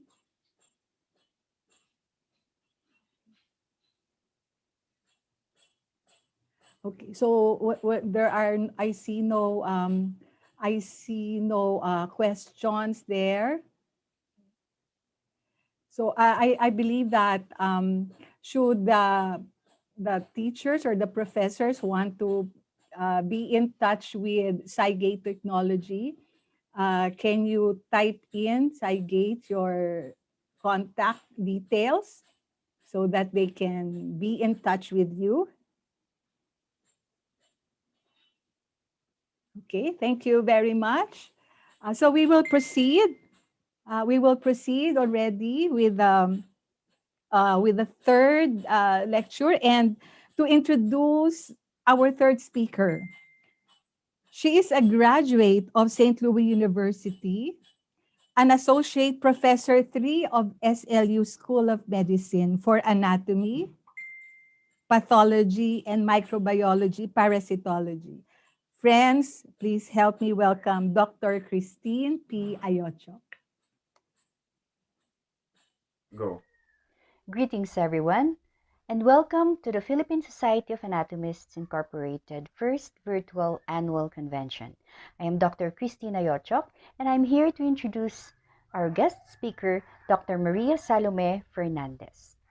Dr. Fernandez is a board-certified general surgeon. She is a fellow of the Philippine College of Surgeons. She is also a fellow of the Philippine Society of General Surgeons Metro Manila chapter. She is a diplomate of the Philippine Board of Surgery. She is a fellow of the Philippine Society for the Surgery of Trauma. She is a member of the Association of Women Surgeons of the Philippines, and she is also a member of the Philippine Wound Care Society. Currently, she is an Assistant Professor 3 for the Department of Surgery, Our Lady of Fatima University College of Medicine, And for the Department of Human Structural Biology, Our Lady of Fatima University College of Medicine. She is an active consultant in the Department of Surgery, Fatima University Medical Center. She is a product of Fatima College of Medicine. Without further ado, let me introduce to you Dr. Maria Salome Fernandez.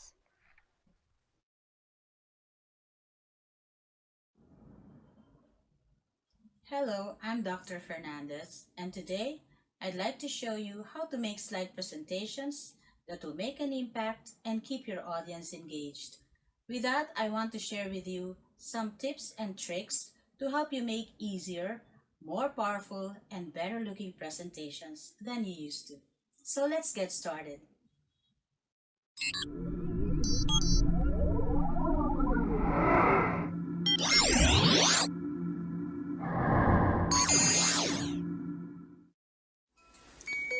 Have you attended a presentation, whether it be a lecture or a conference, where you found it difficult to keep yourself awake?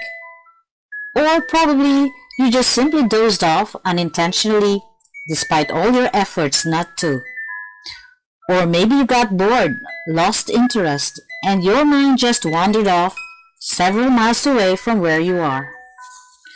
When a teacher speaks in a monotonous voice, audience interest is bound to gradually escalate, causing them to start daydreaming, doodling, chatting, or texting.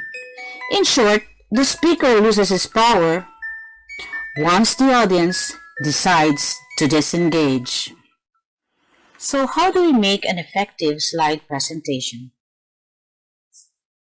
Let's start with the basics. Prepare your materials and practice. Remember, all presenters perform their best when they prepare and practice.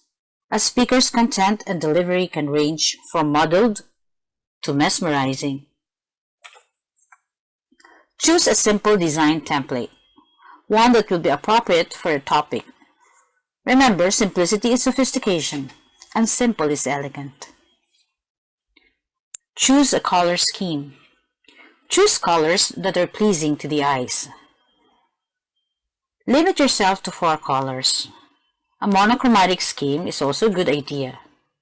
You can also use a monochromatic scheme with a certain pop of color. Choose the font. Prepare the images.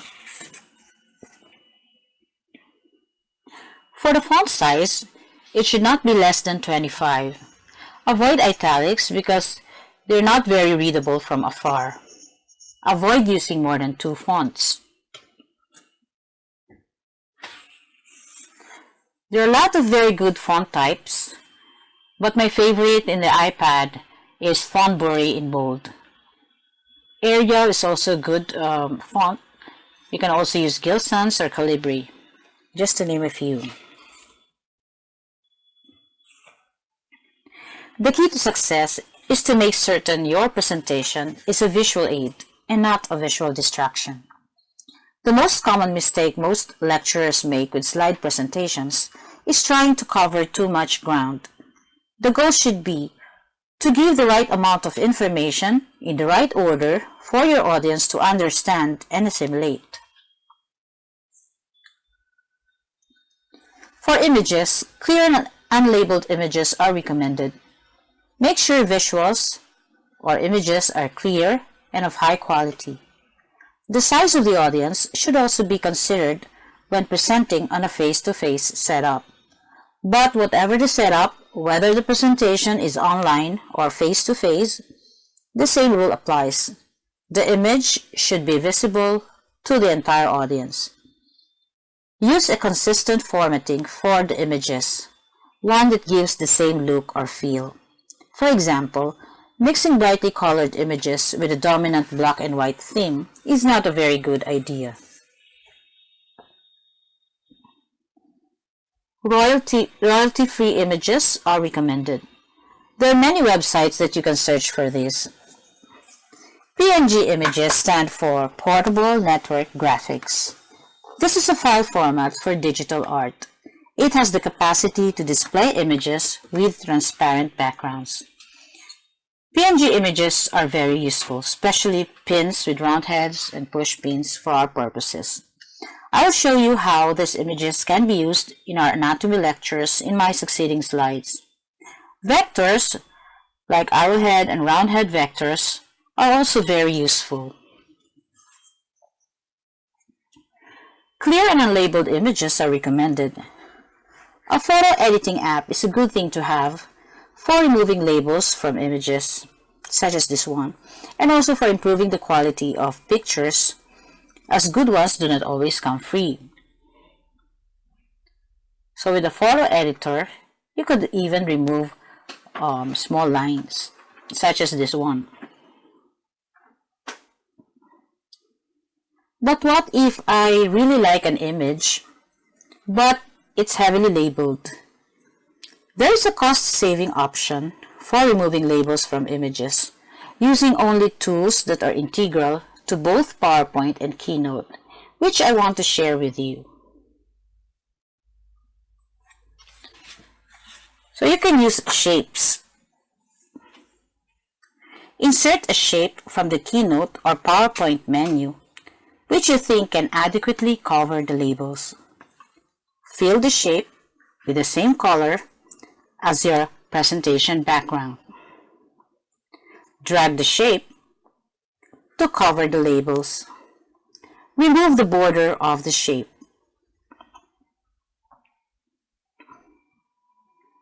You can use as many shapes as you need until all the labels are no longer visible.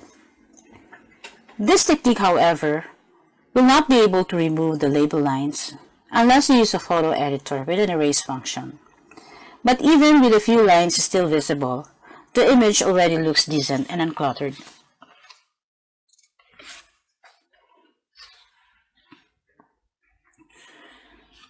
For PNG images, you can search for images with clear backgrounds. There are a lot in the web. You can find them pretty much anywhere in the internet. Now, this is a PNG image with a clear background. When you save it to your picture gallery, it's already ready to use at the outset. You can now resize it and pin to your image, or even use a transition with it. So for this one, I used the anvil transition for the pink pin.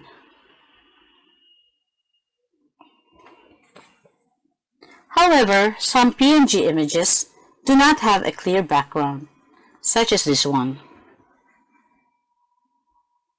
So to remove the background, all you have to do is click the image, click the brush tool, which will bring down or bring out a drop-down menu. Then click Instant Alpha. You will then see an instruction that says drag across colors to make transparent. Do a long tap on the background and this will bring out a circle. Without lifting your tap, drag the circle at the background area until a mint green shade appears and covers the entire background. Once you let go of the long tap, the image will no longer have the background. If you want to change the orientation of the image and make it lean to the other side, you can click the image again, click Brush,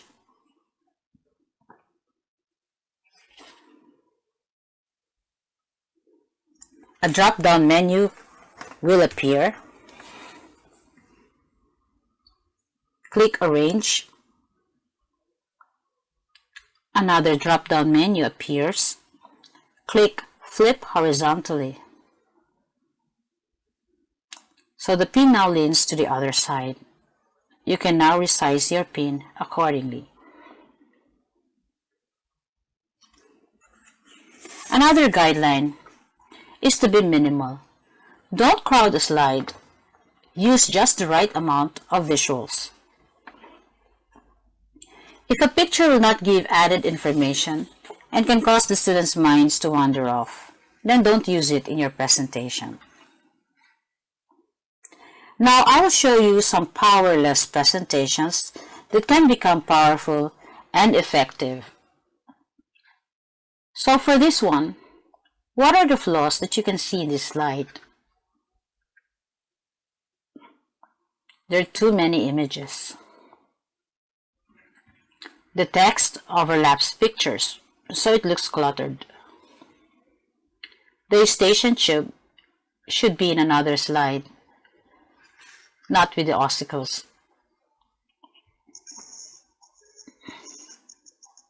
So makeover of that slide is on the right side. So the second slide looks better and uncluttered.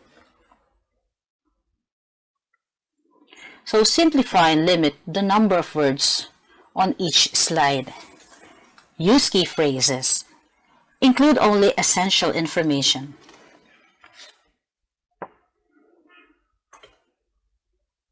Do you recognize the flaws in this slide? The topic being discussed is not visible in the image. The image is blurred and deformed. The contents are not in bullets, but in sentences and appears to have been copy-pasted from the textbook. Doing another makeover of the slide. So both slides contain the same information, but certainly the right one looks better and more appealing.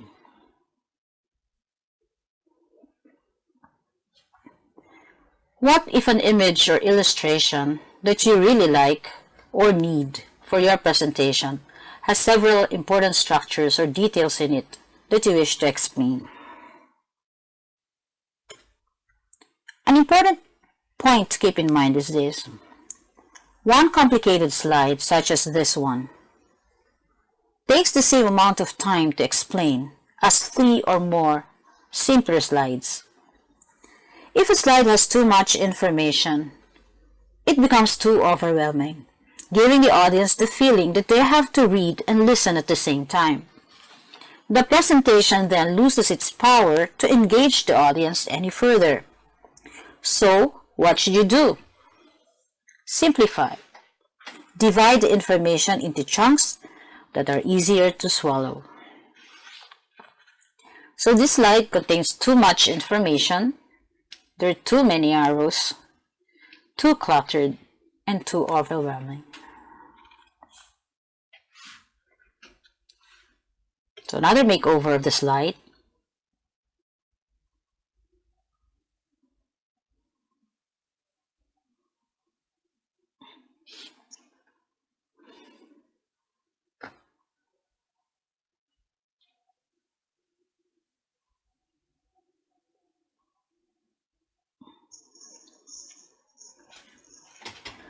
So from a slide that's too overwhelming, you divide the information into chunks, so the 2 slides on the right side are better looking and more engaging. Now we go to the use of vectors. Avoid using several vectors in a single slide. Don't conserve on the number of slides by putting everything in one slide. Look at this slide.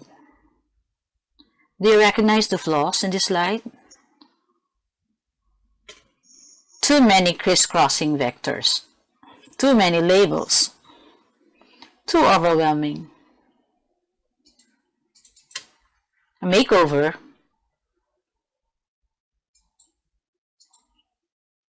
Comparing the left to the right slide, the one on the right is again more appealing and less confusing, but both slides contain the same information. What are the best vectors to use for images? Arrowhead vectors are recommended when pointing at very small structures or openings that can possibly get obscured if you use a roundhead vector. Make sure its tip just touches the pinpoint area.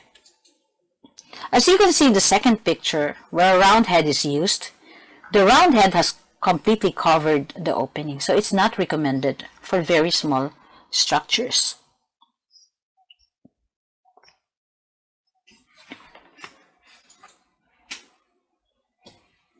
Round head vectors are recommended when you want to point to big cavities or structures. And line draw is the best animation for vectors. For this one, I use a transition called line draw with a duration of 0.20 to 0.30 seconds. Both arrowheads and roundhead vectors can be used for pointing at thin structures. However, for me, the roundhead would look better and less confusing. When pointing at a structure with another structure just parallel to it, using arrowhead vectors can sometimes be confusing, such as this one. So it's not clear or it's confusing if the arrow is pointing to the vein or the artery. If you must use an arrowhead, have its point just merely touching the structure that you want to point to.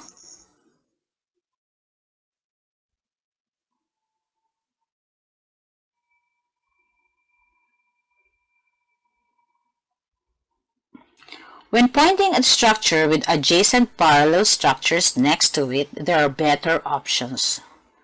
You can use a roundhead pointer ending within the structure.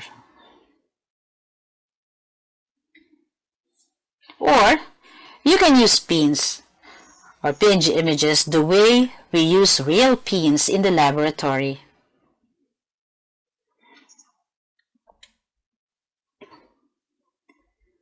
When pointing at large cavities, it's best to use roundhead pointer or roundhead pins. But the color of the pointer should make it distinct or should stand out.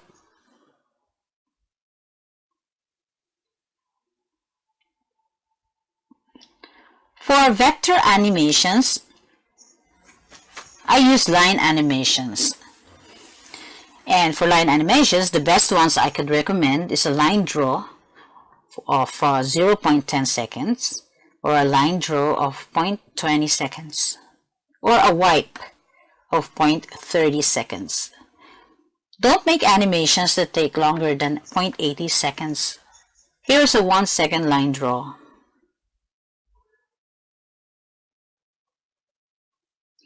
For animations, keep in mind that animations can cause a delay in slide transitions if the slide presentation is done online. Your slide may not be in sync with what the students are seeing. So to check on the synchronicity of your slide presentation or my slide presentation as presenter with that of the student's view, I log on to Google Meet or Zoom using 3 gadgets during synchronous learning: an iPad, a laptop, and an external monitor. Just to show you my setup, I use my iPad for slide presentation and the external monitor beside me to monitor students' view to know if there is a lag, and also to view the Q&A or chat box.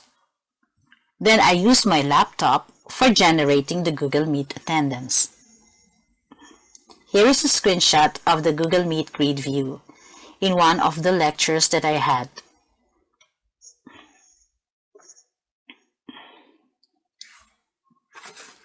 I hope you find the tips and tricks I shared with you helpful the next time you make a slide presentation. So thank you everyone, be creative, enjoy, and have a beautiful day. Thank you very much, Dr. Marisa Fernandez, for that was really very informative, really. So before we proceed with the Q&A forum for the 3 speakers, I'd like to, ladies and gentlemen, I'd like to welcome back our main sponsor and to introduce the SciGate Technology team. May I call on Miss Adela Mercado, the sales manager of Cygate Technology.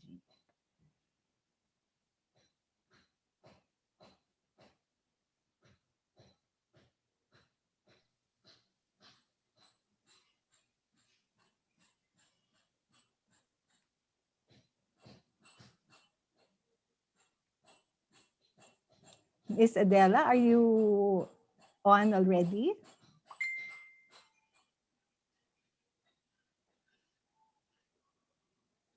Okay.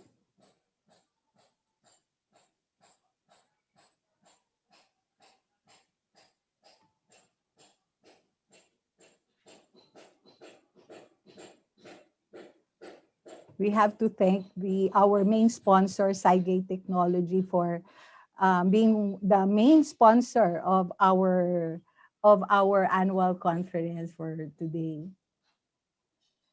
And I believe that they are here as one team.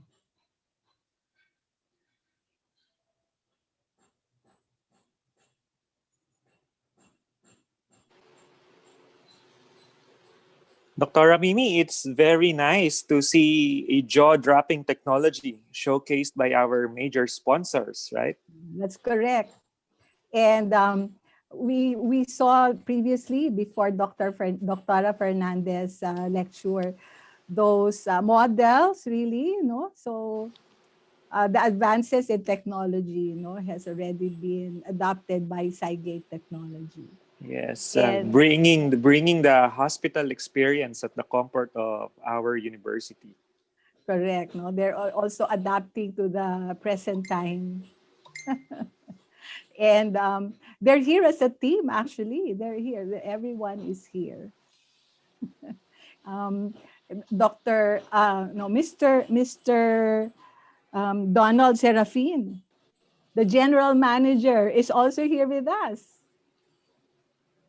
Yes, thank you very much for introducing to all of us that there's a such technology that is present in our time already. Yes, that's correct. And I think there are so many, they want to relate to us. That's why we're asking them to come back, for a live lecture, I believe, from Mr. Donald Serafin. Yes, Doctora, I remember during residency, of course, not all of us has a way to have the technology like Cygate.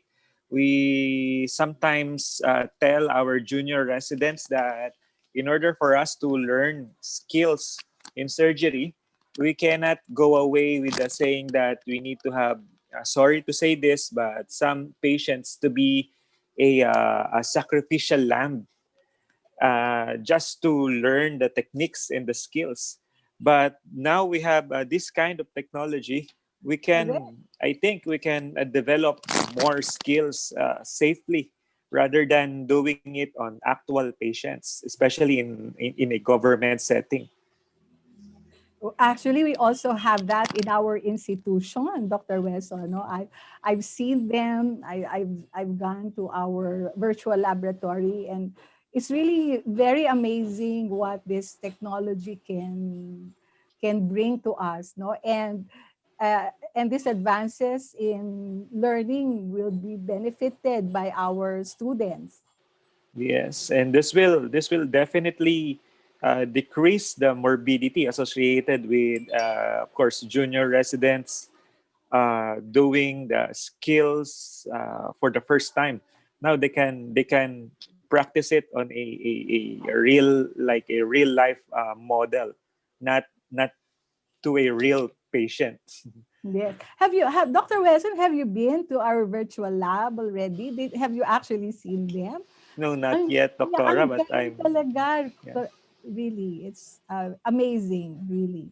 And we'll probably later the Cygate technology team will also show us more of their models and really, and the schools, the College of Medicine in the different schools will really benefit from products, really. And honestly, this is the first time that able to see such technology, Doctora. Mm. Um, Actually, we have already, so not just in the virtual lab in the Rice Tower, but in our Ross laboratory also. We actually have several plastinated models, and really it's amazing. And the students pre-pandemic time has already been benefiting so much from that. And I'm sure that Cygate technology will be already, what do you call this, adapting to this changing times. No, so maybe they will also talk on that later on. So is Cygate already ready? Is the video ready for Cygate? I can see them, but maybe there's some technicalities. Um, I can see them actually already, but maybe there's some glitches. Yes. Is the video ready? Doctora, I'm really excited to go to our virtual lab. And this presentation by Cygate, and knowing that there's such thing as this technology, I now greatly appreciate the university, making the extra step for the students. No? Kasi technically, we can go away with this technology, right? To cut the cost. No? But as we can see, we are now going to a more advanced technology. And this is, of course, all for the benefit of our students. No? That's why I really appreciate the university looking into this type of technology. And I'm sure the other universities, also the other colleges of medicine, are also availing of this and extending it to their students as well. Yes.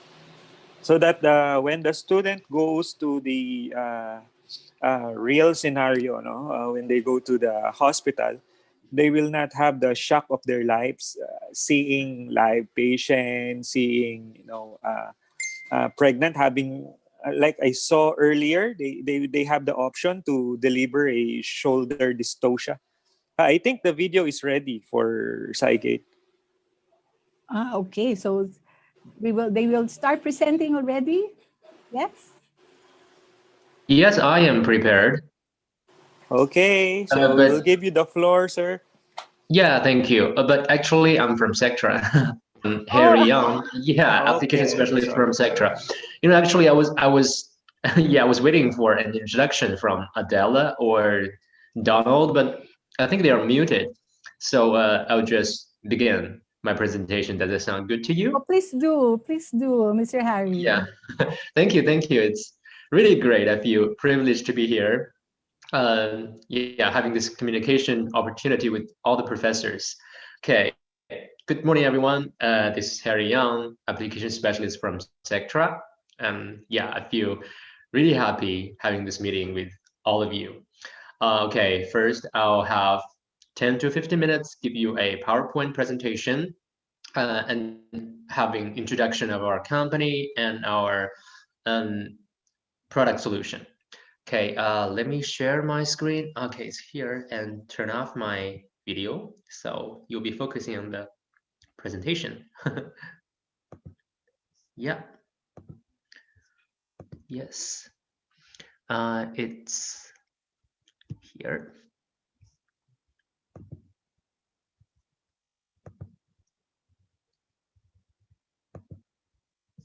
Okay, so now you see my screen. Hello, everyone. Do you see my screen?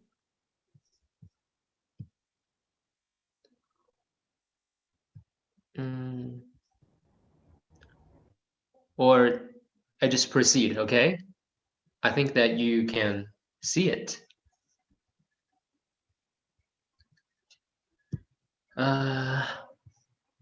Sorry, this is the first time that I'm using Zoom. How can I go to the next slide? Yeah, here. Good. So first, I would like to introduce our company, Sectra. So Sectra is a Swedish imaging IT company.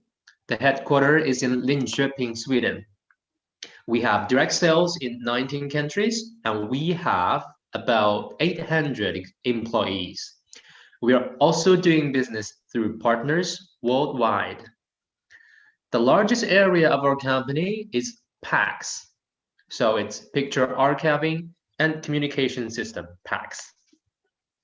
We have over 1,800 hospitals installed Sectra PACS in the world. Meanwhile, Sectra PACS is at top level in the world. We have won number 1 in best in class for 7 consecutive years. Okay, the product I'm going to introduce to you is a market-leading medical education and clinical training platform designed and developed based on Sectra PACS. So it's called Sectra Education Portal. And let's start with our terminals, which enables interactive medical education and anatomy training through 4K touch screens designed for intuitive learning. The Sectra table, so you can see here, this is the table, is a 65-inch multi-touch screen that provides smoothly rendered 3D images of real-life medical cases. It is designed for group discussion, as we can change the height of the screen and tilt the screen. Okay, so the next one is called Sectra Board, which is a 86-inch wall-mounted 4K multi-touch screen for holding big hall lectures. It holds the same imaging capability as the Sectra table. Obviously, it's designed for a larger lecture. Yeah. So then let's take a look at our distance teaching and learning platform, the Sectra Education Portal. Sectra Education Portal is an interactive learning and teaching platform that uses real-life anatomy and clinical cases to develop critical thinking in medical education and training. By connecting to the cloud-based sharing portal, teachers, tutors, students have access to an extensive library of medical cases anytime from anywhere, providing with them a wide variety of clinical content they can visualize and modify. So, through Sectra's collaborative network, you and your institution can share cases and knowledge with other Sectra users from around the world remotely. And you can get access to your content both on your PC from home and on the Sectra table in your university or hospital. Okay, so in this platform, there are over 600 real clinical examinations in Sectra Education Portal. It ties in normal anatomy, pathology, trauma, orthopedics, histology, oncology, and surgery, etc. Grounding medical education in actual clinical situation and revealing the central role radiology and histology play through the patient pathway. You can do multidisciplinary research like PBL, teaching anatomy, histology, cytology, pathology, and embryology, even veterinary. Now we are facing the COVID-19 pandemic. So e-learning is becoming increasingly crucial, right? So on June the 2nd, we launched a complementary tool to Education Portal. It's Education Portal Lite. This is designed for online teaching. It incorporates prepared content and ready-to-use materials. It has easy access with affordable price, and most importantly, great connectivity and compatibility to use and share. You can use Education Portal Lite on your phone, your tablet, your PC, any smart device with any browser to access the quality assured content and great visualization. The number of the user is unlimited, which means no matter how big the lecture is, Education Portal Lite is always ready there for you to explore. Then let's talk about our advantages. For learning anatomy, we have Anatomy Atlas, Digital Cadaver, here we call it VHD sector, and we have real patient CT and MR cases offered in just one platform. So for students with different level, they can always find the most suitable content to use. For example, for the freshmen, we have Anatomy Atlas here, which provides the standard structures. And then when they have more anatomy or medical knowledge, we have digital cadaver for them to use and see. And then we have real patient data. Yeah. We can see here, this part is the column. In Anatomy Atlas, it provides the ascending, transverse, and descending column. But then let's move to real patient. We see at the structure, the appearance is far beyond that normal. And it differs from it differs from person to person, right? And then let's see another example, the heart. The student learn basic knowledge of the heart via Atlas, like here, and cadaver here. And then they can study deeper into the real patient heart, its anatomy, appearance, and what's inside, the atrium, the ventricle, and also the valves through the real patient data. So the beauty of Sector Education Portal lies within it helps students leap forward the chasm between textbook anatomy to real-life patient practice like this. Yeah, even in training residents, it is possible to integrate one patient different examinations to one case. For example, we have a breast cancer case, we have mammography, ultrasound imaging, and we have pathology cases, the pathology slides, and also we have the patient history and CT or MR scans, etc.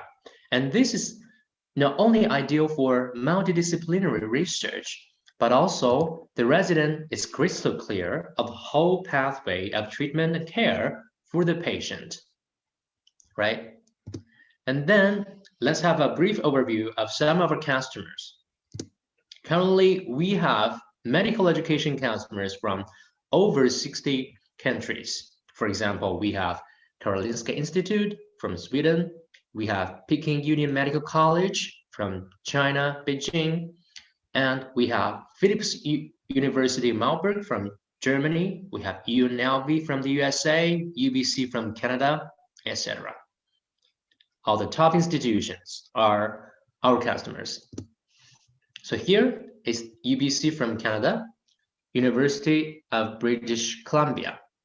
And you can also find a YouTube video. Just search for it. And then we have Sapienza University of Rome. We also have press release of them reporting how Sector Education Portal facilitated remote teaching for them this spring when COVID-19 situation was serious in Italy. And of course, we have the Philippines customers. And I would like to ask Adele to have 1 to 2 minutes and give you a short introduction of them. Adele, could you please talk a little bit of our Philippines customer?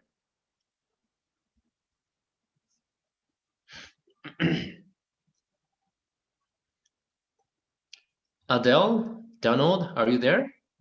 Do you want to talk a little bit of the customers in the Philippines?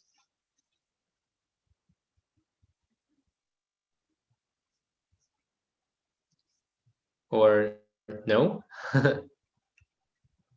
Okay, So I think that, yeah, the professors here, you're more familiar with me. Hello. Hey, Adele. Hello, everyone. Sorry for this technical glitches. So, sorry. Okay, so at this time, these are the Philippine customers. So we just delivered our table in National University. This is for the College of Dentistry. And then San Pedro College in Davao for Physical Therapy and Allied Health Sciences. And then for the College of Medicine, we were able to deliver in Remedios Trinidad in Leyte, Southwestern in Cebu, UP, University of the Philippines, School of Health Sciences, also in Leyte. And we have in University of Northern Philippines and Lyceum University, Philippines. So, yes. Yeah. Okay. Thank you, Adele. So if you want to know more, you can always contact Adele or Donald to know our Philippines customer story. And yeah, that's a short presentation. And then in the next few minutes, I want to do another presentation of some examples in our product. Let me share another screen.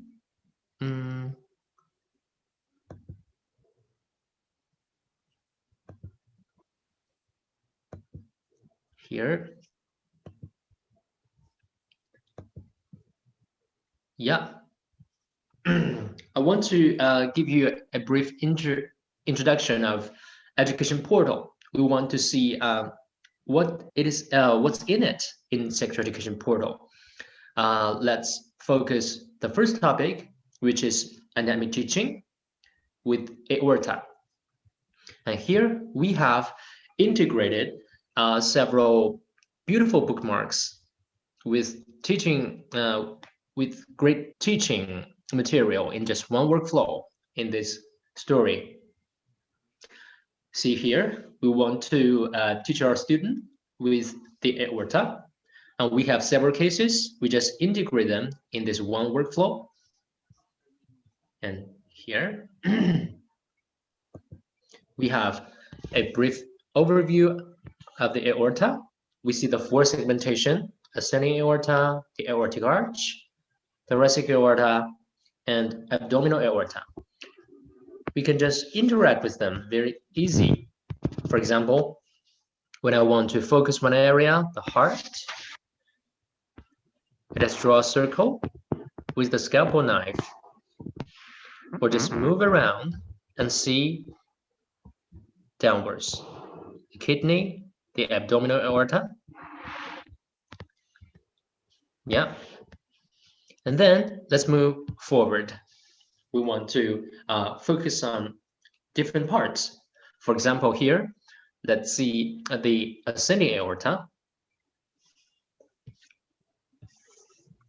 Now we see its branches. Here, yeah, let me use, oops. Where am I? Here. So you also see my screen, right? Let me use a mark. So here is the ascending aorta. You see now, my screen is like a blackboard. And I can also highlight other structures like the coronary artery, the branches, and then rotate to see other detailed structures. Just remember what we are viewing are just real patient data. Okay, and then let's move beyond to the third slide.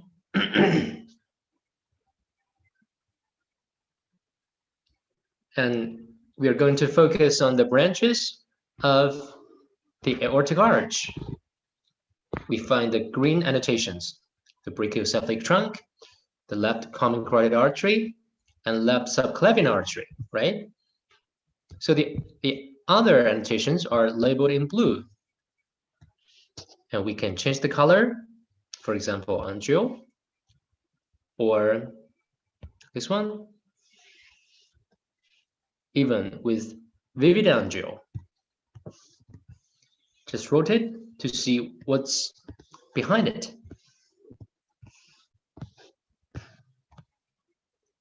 Yeah. And of course, we have another feature. It's called global illumination, which gives you a lighting resource. And here we can see the structure is becoming more vivid. We can see the shadow and the highlighted part. Okay, so this is aortic arch. And then we go to the descending aorta, which consists of thoracic aorta and abdominal aorta.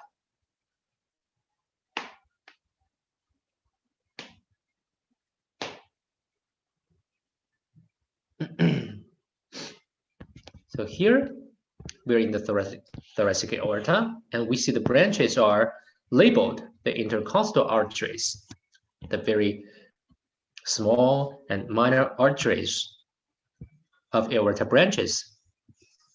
Yeah. And then we go down a little bit and see the abdominal part.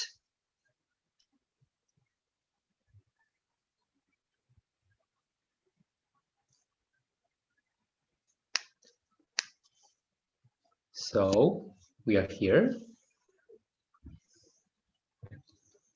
and we can see the branches of the abdominal aorta. And you can notice in this patient, there is abdominal aortic aneurysm, which is labeled in orange.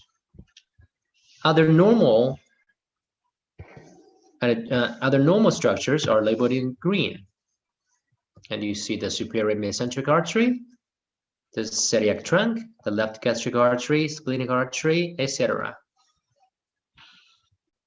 And of course, we have a very useful tool, which is bone segmentation. I can show you how we review the aorta. We can dissect the bones and only keep the aorta. Reset. And here we see the original data set in this patient. Oops. So why does gallery appear? Thank you. Here I want to use bone segmentation. I'll add the blue dots on the aorta.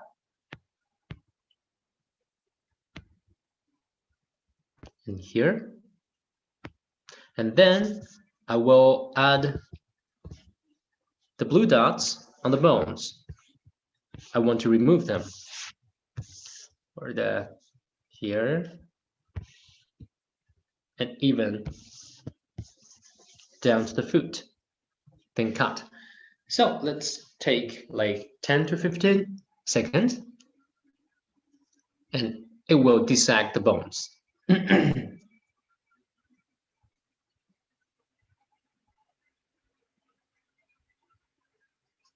Okay, here we see. So now only the is left. Then we can rotate and see what it's like at the dorsal view. Yeah, we see that calcification, the plaques. I will use the chalk. It actually is a virtual chalk. And fade and make markers on the plaques, right? Okay, then we move on to the gallery. Yeah. And then we see the extension of the abdominal aorta, the common iliac arteries, which are here. And then the internal iliac artery and the external iliac artery, and even the femoral arteries down there. Then rotate and see more details. Good. And as I mentioned, we can integrate all the teaching materials in just one workflow. And now we are viewing the 3D renderings, the 3D reconstruction from CT data. And then let's see the histology view, the histology slide of aorta.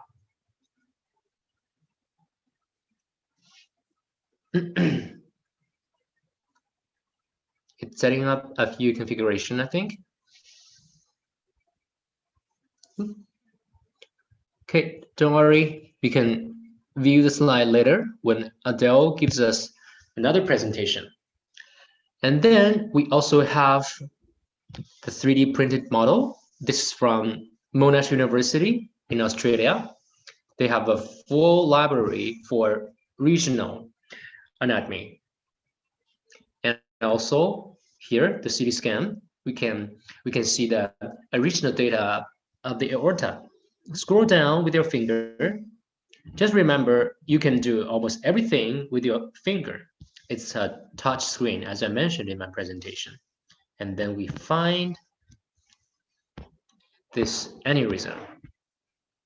Okay, so this is my first story, which is aorta. We can use it for anatomy teaching. And then, of course, I know that the doctors are of different background, and I want to show you another story, which is a clinical PBL.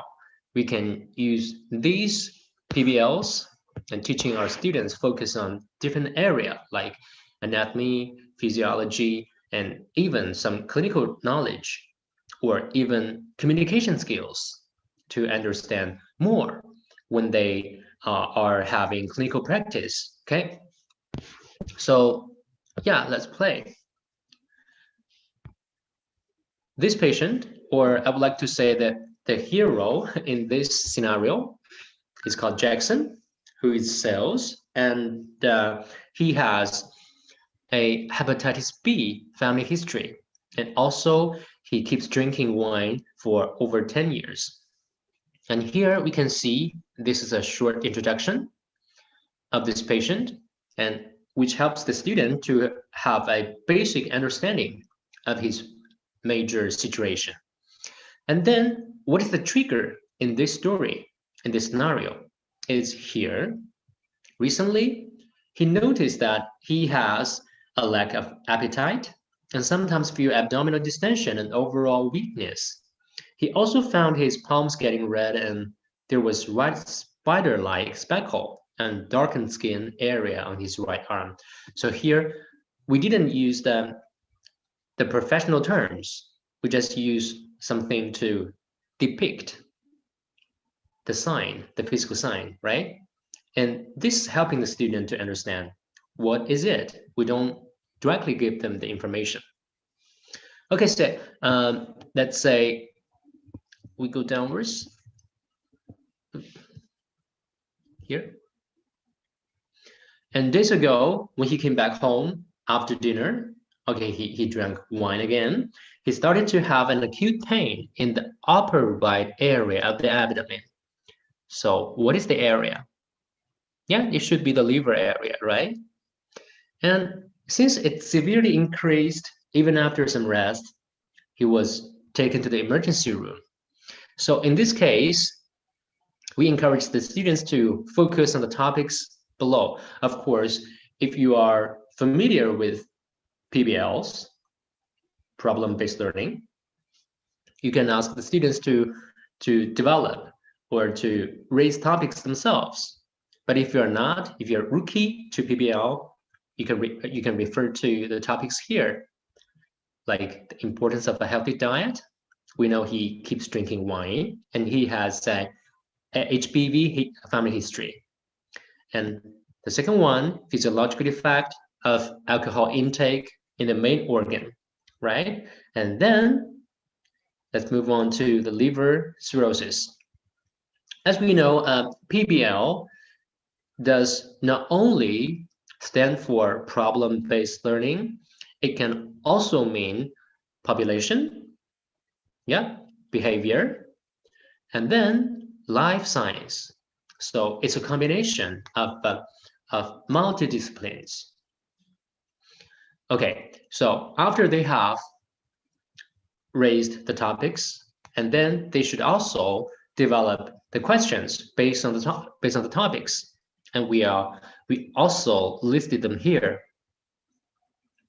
Okay, so this is like episode 1, which is scene 1, and then we go to scene 2, when he was admitted to emergency room, and the doctor found icteric sclera, spider angioma, palmar erythema, and hyperpigmentation during inspection. So we are giving students more information and helping them with clinical reasoning skills, right?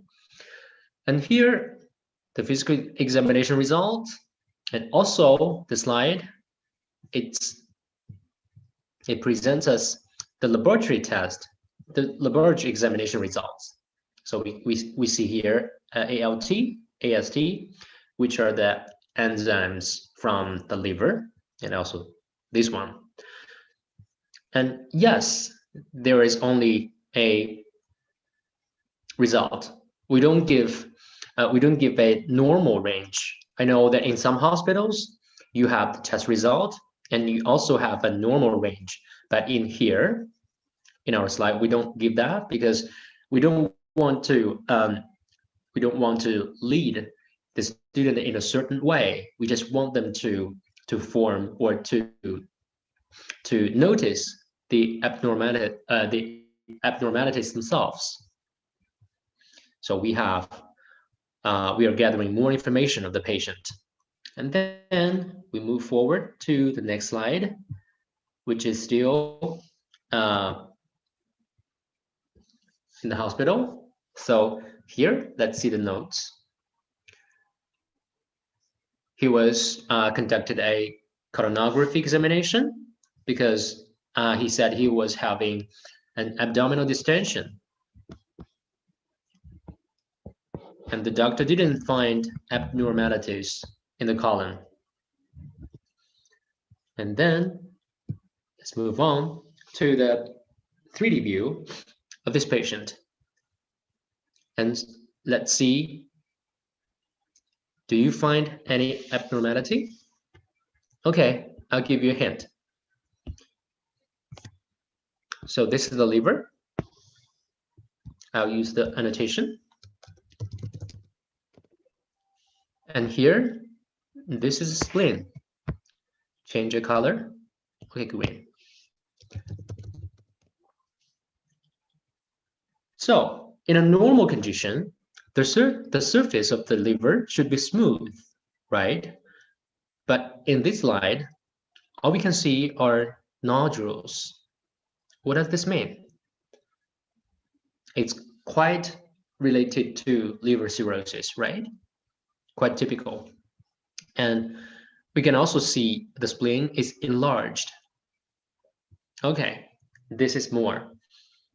We are giving more information, clinical information to the student. And yeah, this slide is the spleen again. Oops, here you go away and I'll annotate. Enlarged spleen. Yeah, liver cirrhosis, enlarged spleen, and then let's see what we can discuss or what the students should learn in this scenario, in this scene. And yeah, the colon is back, as I mentioned in my presentation. This is the colon in a real patient. It's far more complicated than just ascending aorta, transverse aorta, ascending colon, transverse colon, and descending colon, right? It's complicated in a real patient. Okay, let's focus on the topics. Anatomy of the liver, yeah, physiological signs of liver cirrhosis patient, and also laboratory measurements and imaging examination for the liver cirrhosis. And we also listed a few questions for them to use and explore. This is scene 2. And then we move to scene 3,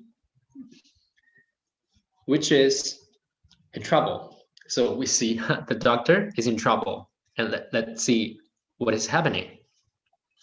So now the patient was in charge in the hospital, and after proper treatment, his symptoms got well controlled. And days later, Jackson, his doctor, informed him to get discharged, and the nurse was going to conduct health instruction for him. However, the patient and his family rejected being discharged because they think the disease is very serious and it can be fatal.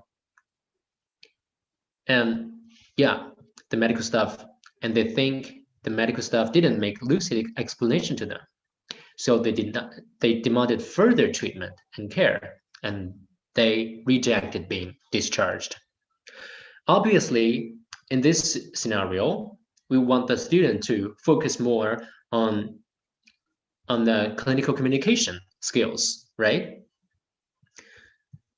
And we can see that suggested topics is listed: effective ways of communication with patient and his family. Just imagine I am a student, or I'm the doctor, I'm the nurse in this situation. How should I communicate? Did the doctor forget something? Or did he not explain enough to the patient and leading to such situation, right? What skills should I use in communicating with such patient? He should have worry, should have concerns, and should have other like bad feelings. How can I console him, comfort him, or make him believe that, yeah, it is okay when your symptoms are well controlled and you can get discharged and have good rest, follow the doctor's advice, everything's good. How should I do that? Yeah.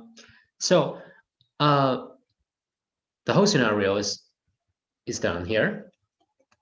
And as you can see, we are focusing on different areas more than clinical, right? We have basic anatomy, we have physiology, and we also have clinical communications, etc.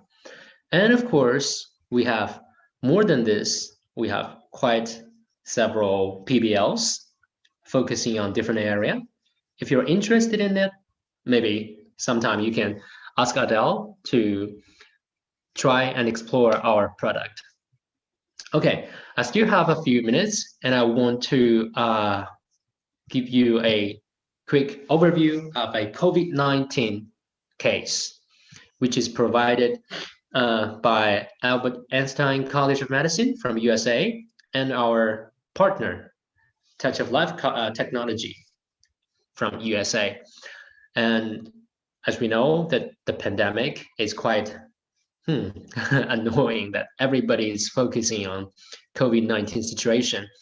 And in order to help our customers, our users to use such material, we have published these cases in our education portal. So here in the first slide, we see this is a normal lung case. And we can see the screen is splitted. Here's the lung, and on the right side of the screen, I can change the window setting to the lung window, and we can see more details in the lung. Go beyond, going further. Yeah. So on the left side, we can see more other soft tissue, the organ, the liver, the heart, and also the colon. Yeah. And then we go to the second slide. This is still the CT scan, but this is a ground case, the ground glass case. And let's scroll down to the lung, and we can see that the patches, right?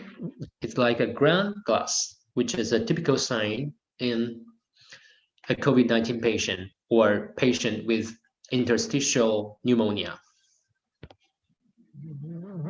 Just going down the screen with your finger, like using an iPad. You can hear the sound of my finger touching the screen. And then we go to the third slide, which is a combination of 2D and 3D. And you can notice the description, the introduction in each slide. And we also have questions prepared for the users in their lecture or class. Hide the note. And we can see, okay, the normal lung tissue and the ground glass area are quite different with different blue. Yeah, and here we can use the virtual knife to go to different area.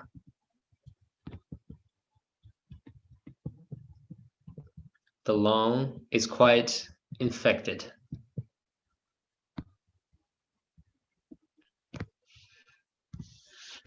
And then we go to the fourth slide.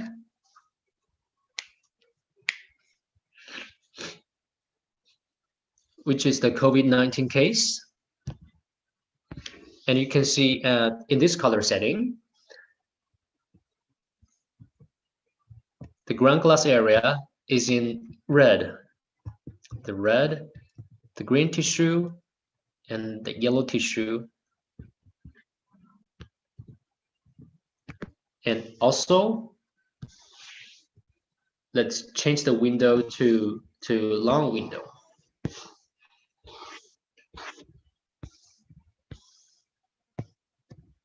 And then I scroll down to the long, and you can see, yeah, it's again the ground glass sign, right?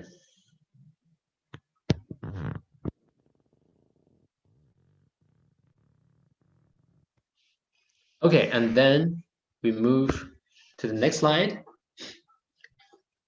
which is COVID-19 and non-specific interstitial pneumonia. We can have a comparison. And yeah, this is also what I want to point out. The beauty of our product is we can integrate almost every teaching material in it, like normal, pathology, and anatomical variations. And then you can compare and see. It should be this one. Yeah.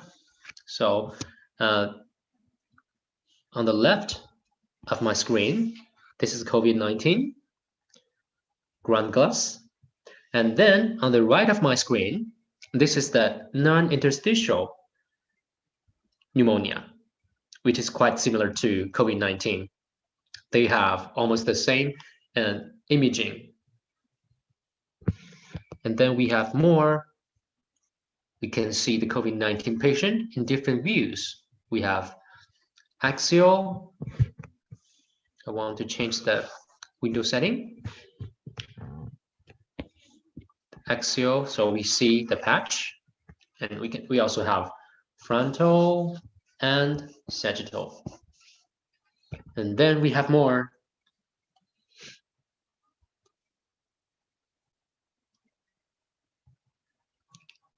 I think it's the non-specific interstitial pneumonia, and almost the same 3 standard views of this patient. And then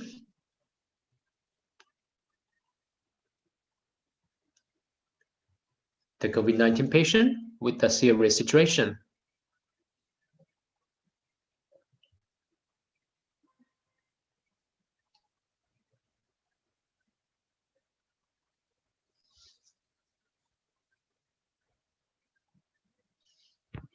Yeah, here we can see the lung is almost collapsed, the left lung. And then Let's open the notes. Here is a comparison of 2D and 3D. And we use another color preset to visualize the COVID-19 patient's lung. And then the last one is a PDF, I think. So some notes from Albert Einstein College, the contact info. Okay, so this is a demo of my part of Education Portal. And of course, this is more a small part of our whole product solution. As I mentioned, we have over 600 clinical examinations, and we have quite a lot of stories. Also here, the sector demo. And of course, yeah, the bookmarks, the teaching materials in every case, there's quite a lot much to see. And in the next few minutes, I would like to ask Adele to give you a demo of Education Portal Lite, which is quite ideal for remote teaching and learning. Adele? Yeah, thank you, Hari. So let me just share my screen. I'll stop sharing.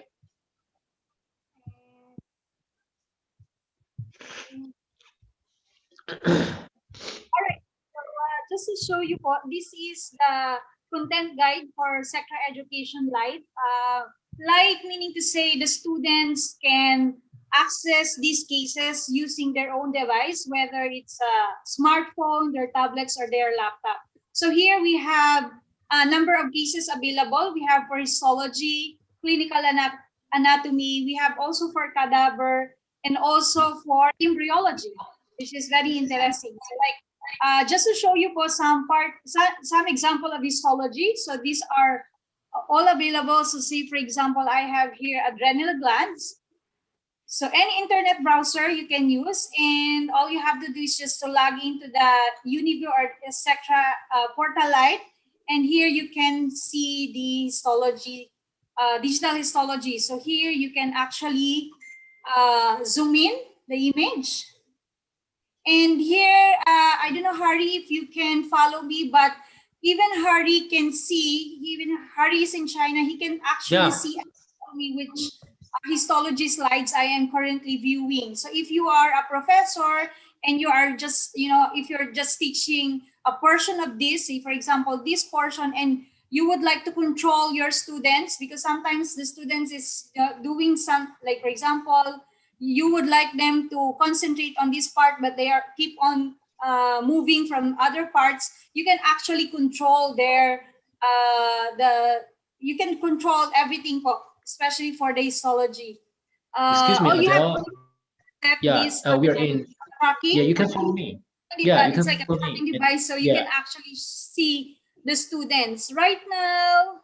Yeah, here, Hari. Hari is connected with me, so he can also see what I'm doing right now with this slide. So, are you following me? Yeah, you just click on the I icon in front of my name. Okay, so aside from this, we have other cases, like for example, we have cadaver dissection. So these are these are actually the cases from Monash University. Okay. We have also for embryology. So let me just open this stage. So this is stage 13.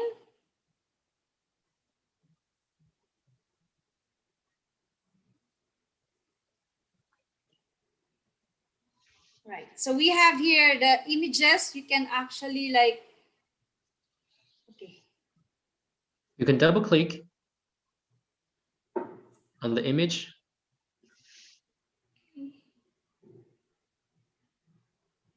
Okay, sorry. Okay, so you can actually play. So this is one example for embryo, and other is like we have here teaching materials. So we have problem-based learning, we have anatomy videos, we have also the anatomy workbooks available. So say for example, head and neck. So all you have to do is just click this, or the students, they just click the case, and so these are all online. Yeah. So it will, sometimes it will depends on the internet connection of the students. Yeah, and actually, I want to add something. You don't need to use the sector terminal. You just use your phone, your tablet, access the UniView, and you can see what we are seeing now. So study at home is quite within reach. So this is the manual, all the objectives, the cases. Again, this is from Monash University, the discussions. And then if you would like to see the 2D scan of the case, then you can just select an image, and from here you can play it. So these are some of the annotation tool, annotation that was being made by Sectra to prepare the workbook.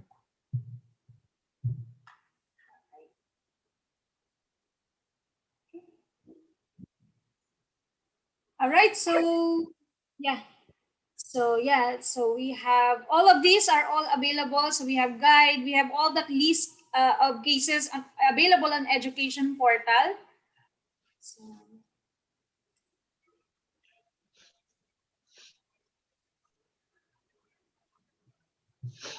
still loading anyway. So yeah. Adele? Adele? Yeah, let's go back to the histology case, and you can follow me. I can show the doctors how we do remote teaching. All right. Okay. Yeah, you click on the small icon. It's like a person. Yes. You see two. Yeah, and then you see my name, and you click on the I in front of my name. No, in front of my name. Yes. Okay, so now I am leading, and Adele, you don't need to do anything, and I just control your screen. For example, I'm the teacher, and now, yeah, you can see that the screen is zooming, right? And I want to, deliver my speech to my student. For example, I'm the teacher, Adele is my student, and I want to teach histology using this platform. I can show her the cells in the adrenal gland, and what we can see, the tiny structures, the microanatomy, and then also I can add some labels to Adele, like this cell, and ask her what's the name of the cell.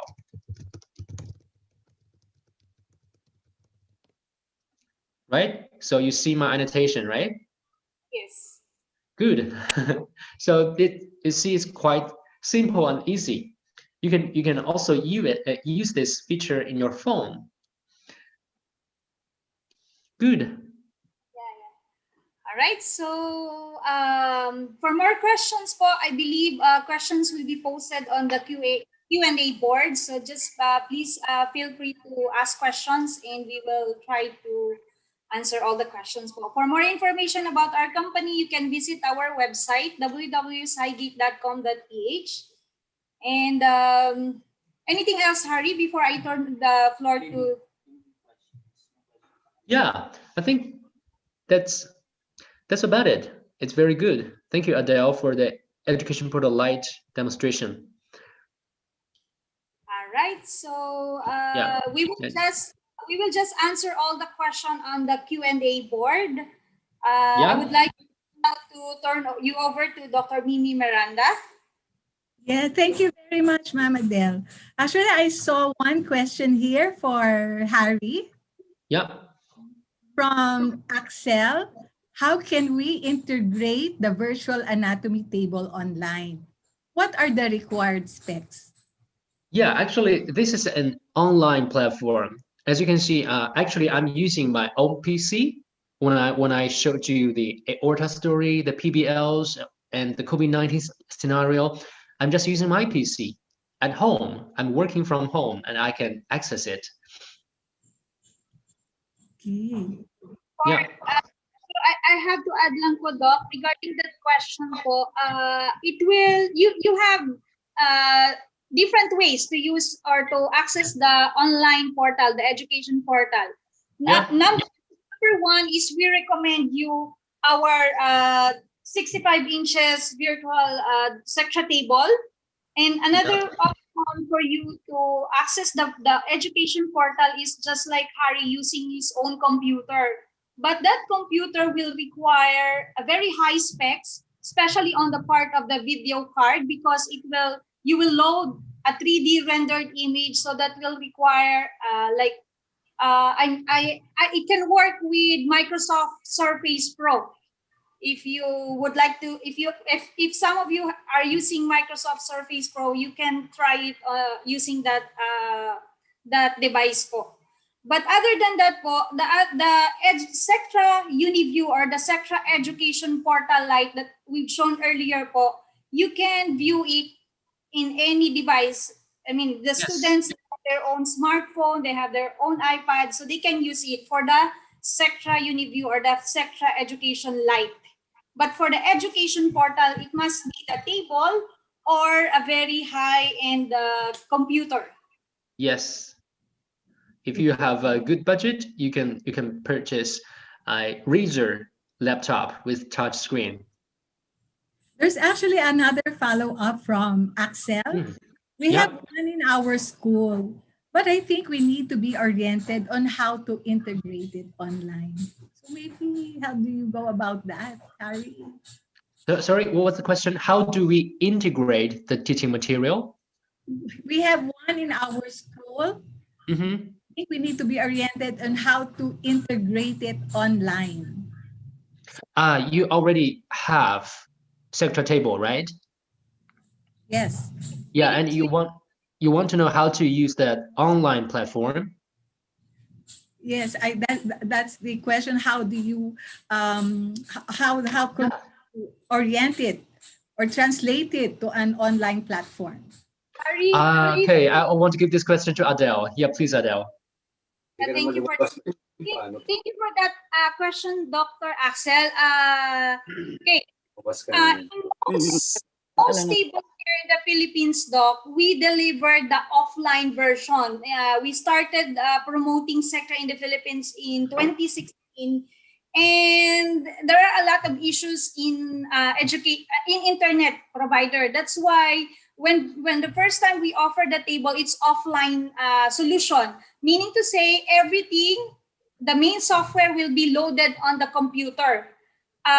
It's just that for the offline solution, we can only provide 100 cases from Sectra. Now, for online solution, all you have to do, sir, Doc, is to subscribe for the education portal online. Later, Doc, if we can, regarding the training po, we would love to do it. Just please feel free to send us an information about you, and we can schedule po training, whether I'm not sure from what university you are from, but we can do online training po if you want. Yes, Dr. Axel, maybe you might want to get the details, their contact details, so that you can get more specific answers from them, so that you can use this platform on an online. Okay. We still have one more question that we might want direct Harry or Ma'am Adele. Okay. Yeah, please. Yes, Doc. So if there are no other questions, thank you very much, Harry. Yeah. Thank you very much, Ma'am Adele, for this very interesting platform. Thank you very much. And thank you, doctors. Yes, thank you very much also. Thank you. Yeah, quite happy talking with you all. Yes, thank you also, Harry. You're in China right now. Yeah, I'm from China. Okay, so thank you, and I thank you again.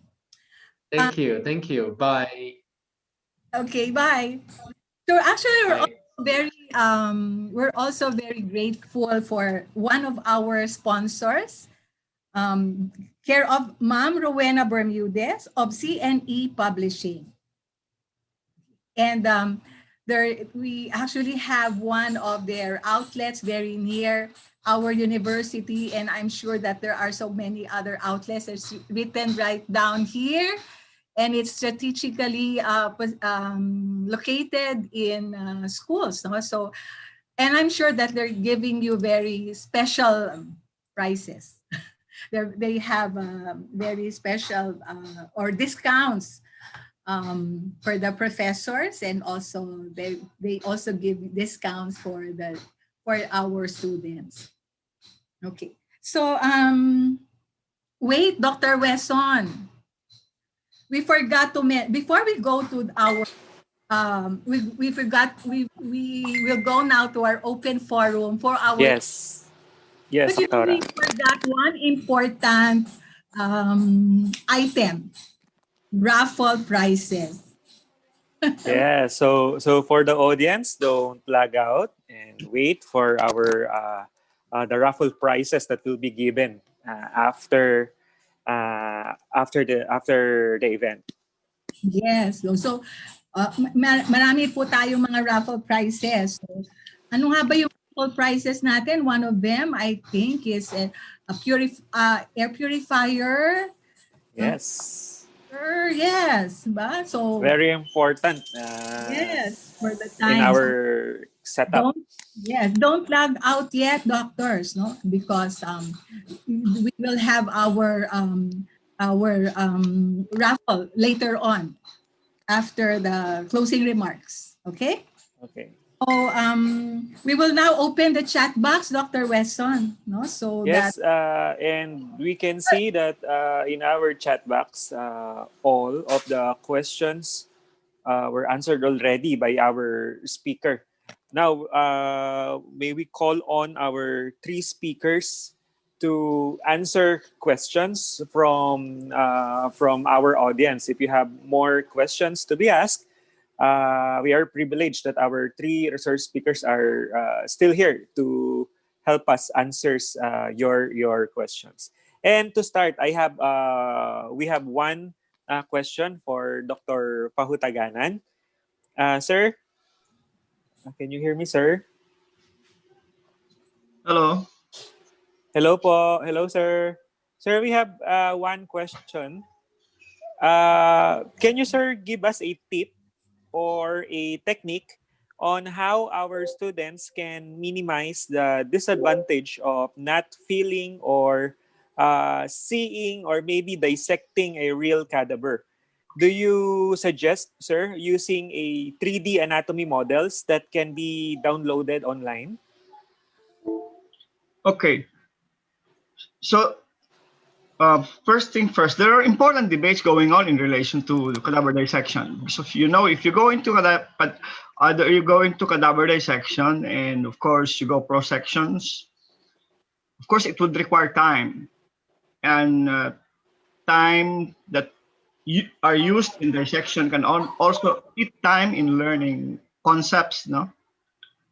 So at this particular point, the while we are losing, for example, let's say dissection, we have to start focusing our attention on learning more the concepts and the anatomical structure without necessarily doing a dissection, because in relation to future competency requirement, the more important, at least some articles are saying that the more important competencies are actually in the area of, for example, relating surface anatomy to anatomical structures.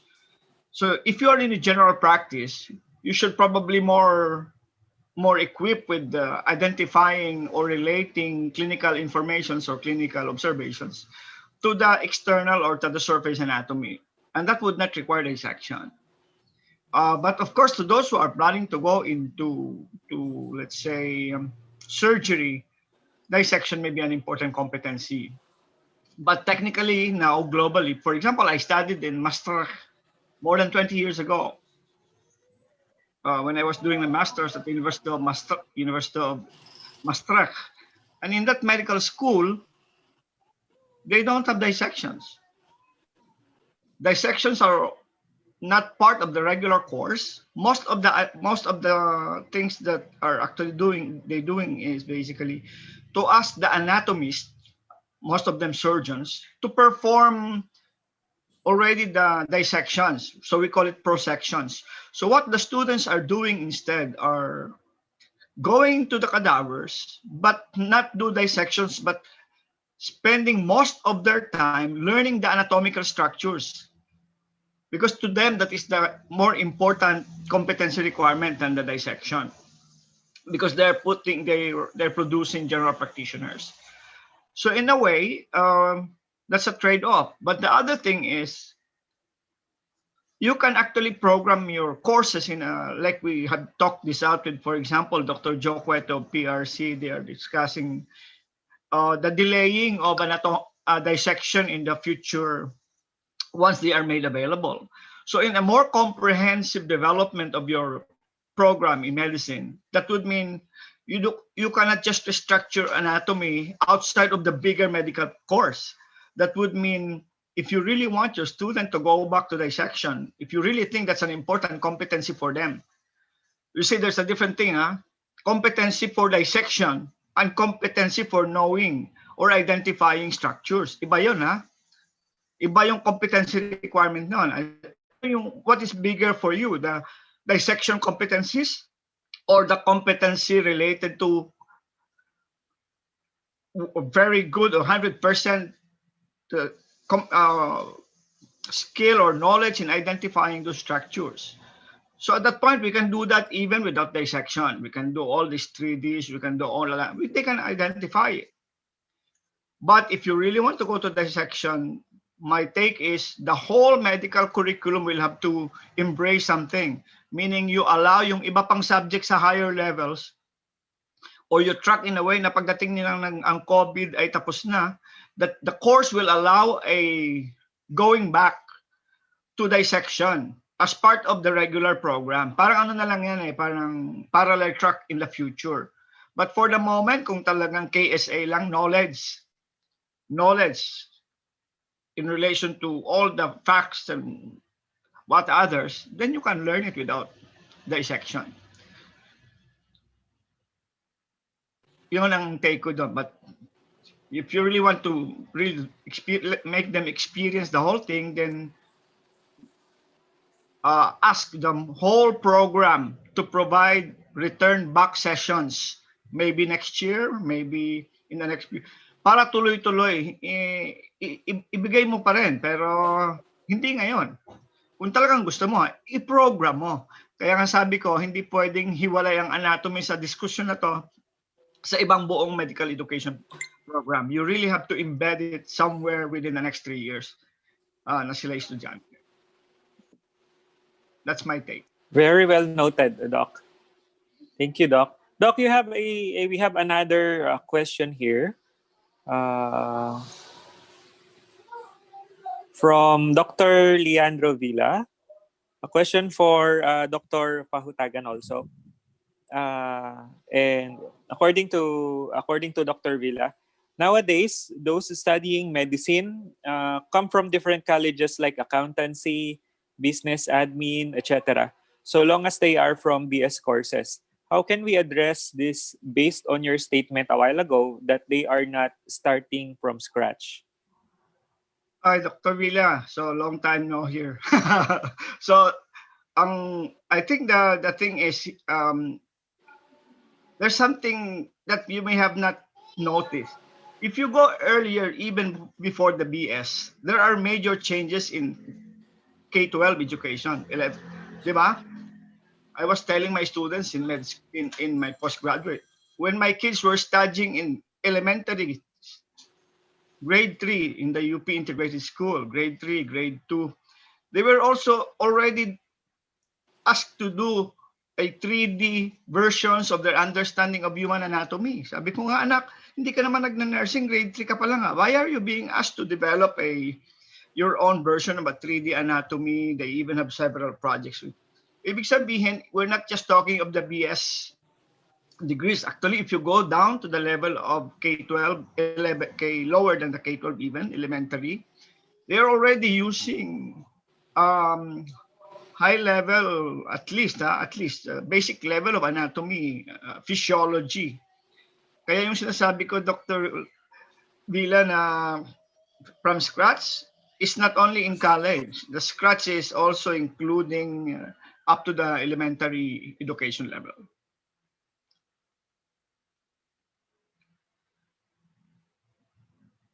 Yeah, that's Okay, thank you. Thank you very much, Doc. And Doctora Marisa Fernandez, can you hear us? Yes, Doc. I can. Hi, Doc. Here. Doc, we have one question, Doc. For the benefit of the students, making them more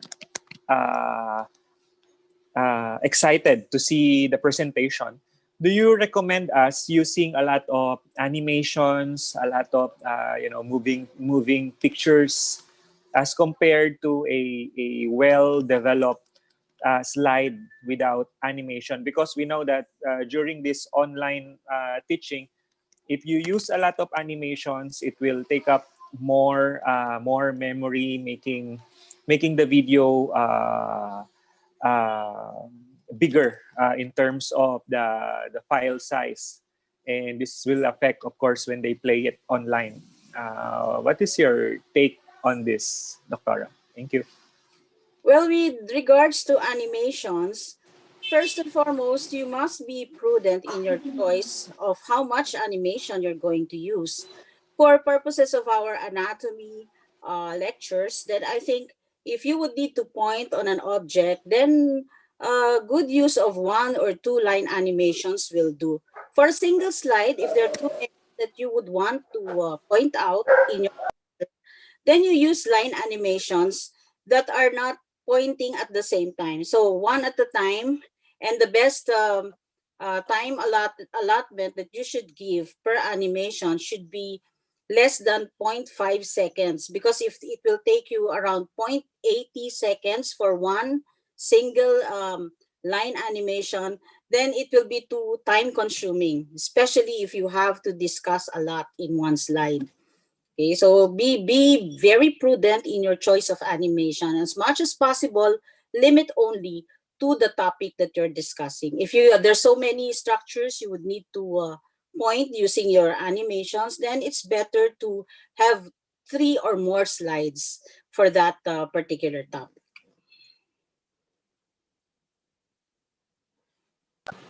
Thank you so much, Doctora.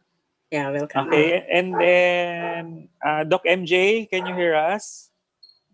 Yes, Doc Wesson. Doc MJ, we have here a question from Dr. Villa. Recording lectures is one way to address poor connectivities, especially after the recent cyclones. What is your take on making the video lectures be downloadable? Okay, so thank you for that question, Dr. Villa. It's nice to hear from you again. So my take on recorded synchronous sessions would be it's acceptable practice in the academy, especially right now we are in third world or developing countries. Ano ba yun? No? So yeah, so in some of the cases, Murphy's law will kick in. Everything that might, of course, be troubled will be troubled. So my take with that would be I'm okay with that. So as long as you upload the videos or the synchronous recorded sessions in a certain format or databases that are safe and secure for your students. So most of our faculty members are uploading their videos at YouTube, but I think I would recommend some other platforms wherein we can have it secured, no, and of course to be available to our student. There are lots of open resource databases out there that actually upload a lot of lectures, but I think we need to consider what we call intellectual property. We need to be considerate on the intellectual property of those authors, and if we're going to upload a certain video or a certain synchronous session, make sure that the resources are well cited. So for me, I can upload at YouTube, but I would suggest that they can also upload at Vimeo because for me it's more secure. Thank you. Thank you so much, Doc MJ. And then Actually, I think, Son, there are so many questions yes. for the three speakers, but I think most of them have been answered already by our speakers, by Dr. Nemuel, and Dr. MJ also answered most of his questions. There are so many comments there. Okay, so in the interest of time, I think we have to proceed to the next portion. Thank you very much for our three speakers. Thank you very much for accommodating our the questions. So, and if the audience have more questions for you, as Dr. MJ said, they have contact details where you can you can contact them so that you might clarify some queries that you might have. Thank you very much again, Dr. Michael Dino, Dr. Nemuel Pautagana, and Dr. Marisa Fernandez. Thank you very much. Thank you. And it's so let us proceed to the next part. In spite of the unusual times, the Society has opened its doors to new members teaching in the College of Medicine, as well as in the Allied Health Sciences. We are happy to announce that we have increased our membership and to present and induct the new members of the Philippine Society of Anatomists. May we call on the chairman of the Philippine Board of Anatomists, Vice Chair of the Department of Anatomy of Our Lady of Fatima University, the Associate Dean of Our Lady of Fatima University College of Medicine, and is recently inducted as the Governor of the Central Luzon chapter of the Philippine Medical Association, Dr. Jose Arnel Manalili. A good day to everyone. May I request the inductees for membership to the Philippine Society of Anatomists Incorporated to raise the right hand and follow after me. I do hereby swear to exercise in all loyalty, discretion, and conscience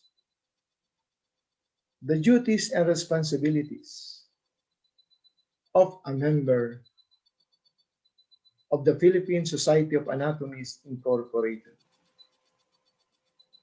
I will always regulate my conduct with the interests of the society in view and will remain true to its cause and objectives. I impose this obligation upon myself voluntarily, without mental reservation or purpose of evasion. So help me God. Congratulations to all of you.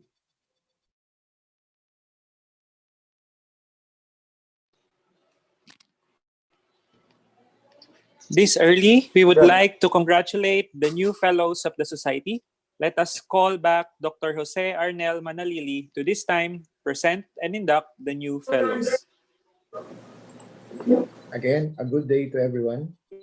May I request the candidates for Fellow of the Philippine Society of Anatomists Incorporated to raise their right hand and follow after me. I do hereby swear to exercise in all loyalty, discretion, and conscience the duties and responsibilities of a fellow of the Philippine Society of Anatomists Incorporated. I will always regulate my conduct with the interests of the society in view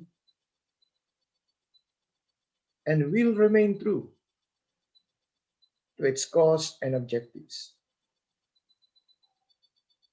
I impose this obligation upon myself voluntarily without mental reservation or purpose of evasion. So help me God. Congratulations to all of you and Godspeed.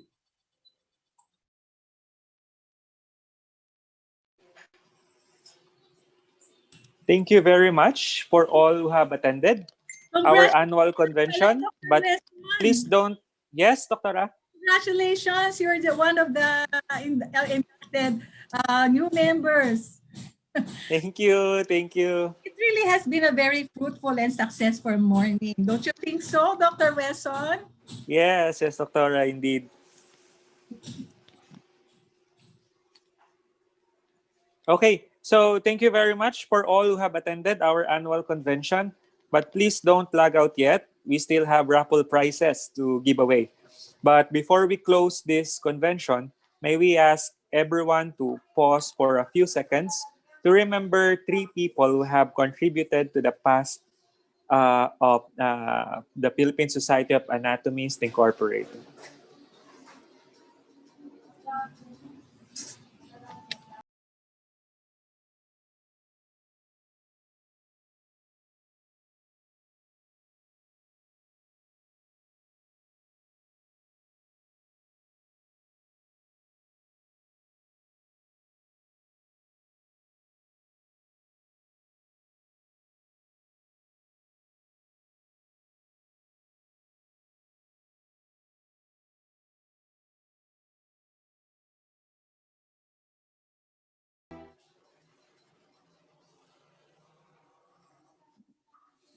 Okay, and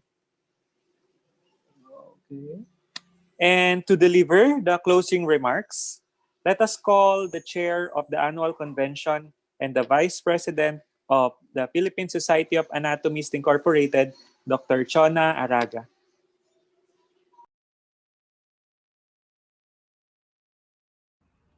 We have now come to the end of the first virtual annual convention of the Philippine Society of Anatomists Incorporated.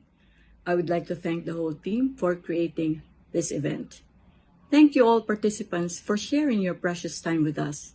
See you again next year, hopefully face to face. Have a nice day. Keep safe.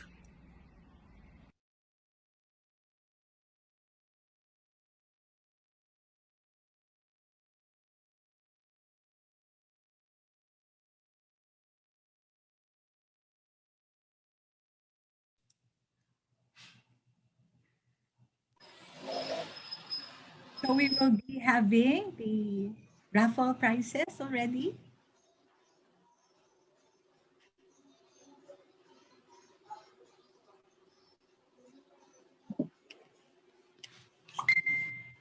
Okay.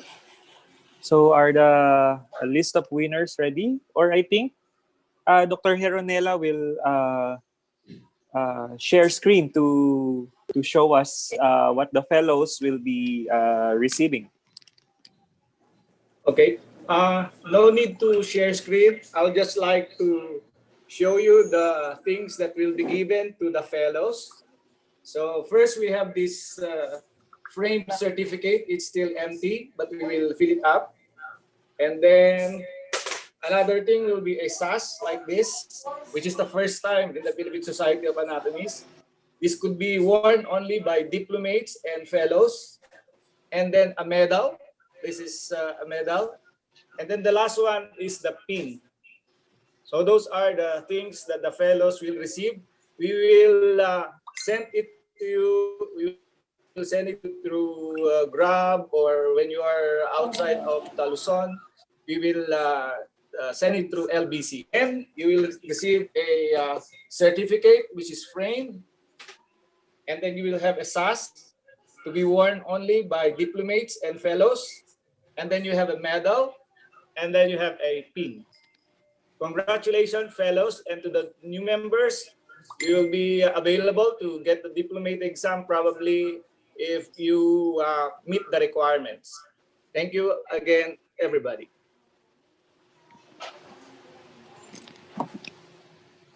Thank you very much, Dr. Hironella. So I believe Dr. Wesson, Yes, raffle time. yes, it's raffle time. And I think we already, nagbunutan na ba? Or ano, do we? Yes, the winners are being decided by the computer. Random selection.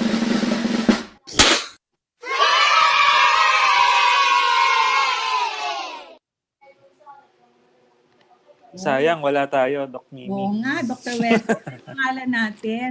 Pwede bang pangalan ko, Ana Marie Manangan? Okay, so the Congratulations to the winner. congratulations to all of our winners, and to claim the prizes, the technical staff will get in contact with you po, and for the process of how they will send or you will claim the prizes. So thank you very much. So after this, we will be holding our business meeting. So the students, I think they may log out already, no? But the doctors, no, will stay for the business meeting after this.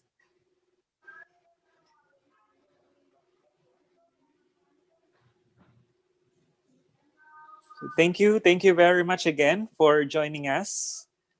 Thank you, Dr. Ramimi, for being with me in this one of extraordinary convention, virtual convention. My first time to host a virtual convention, actually.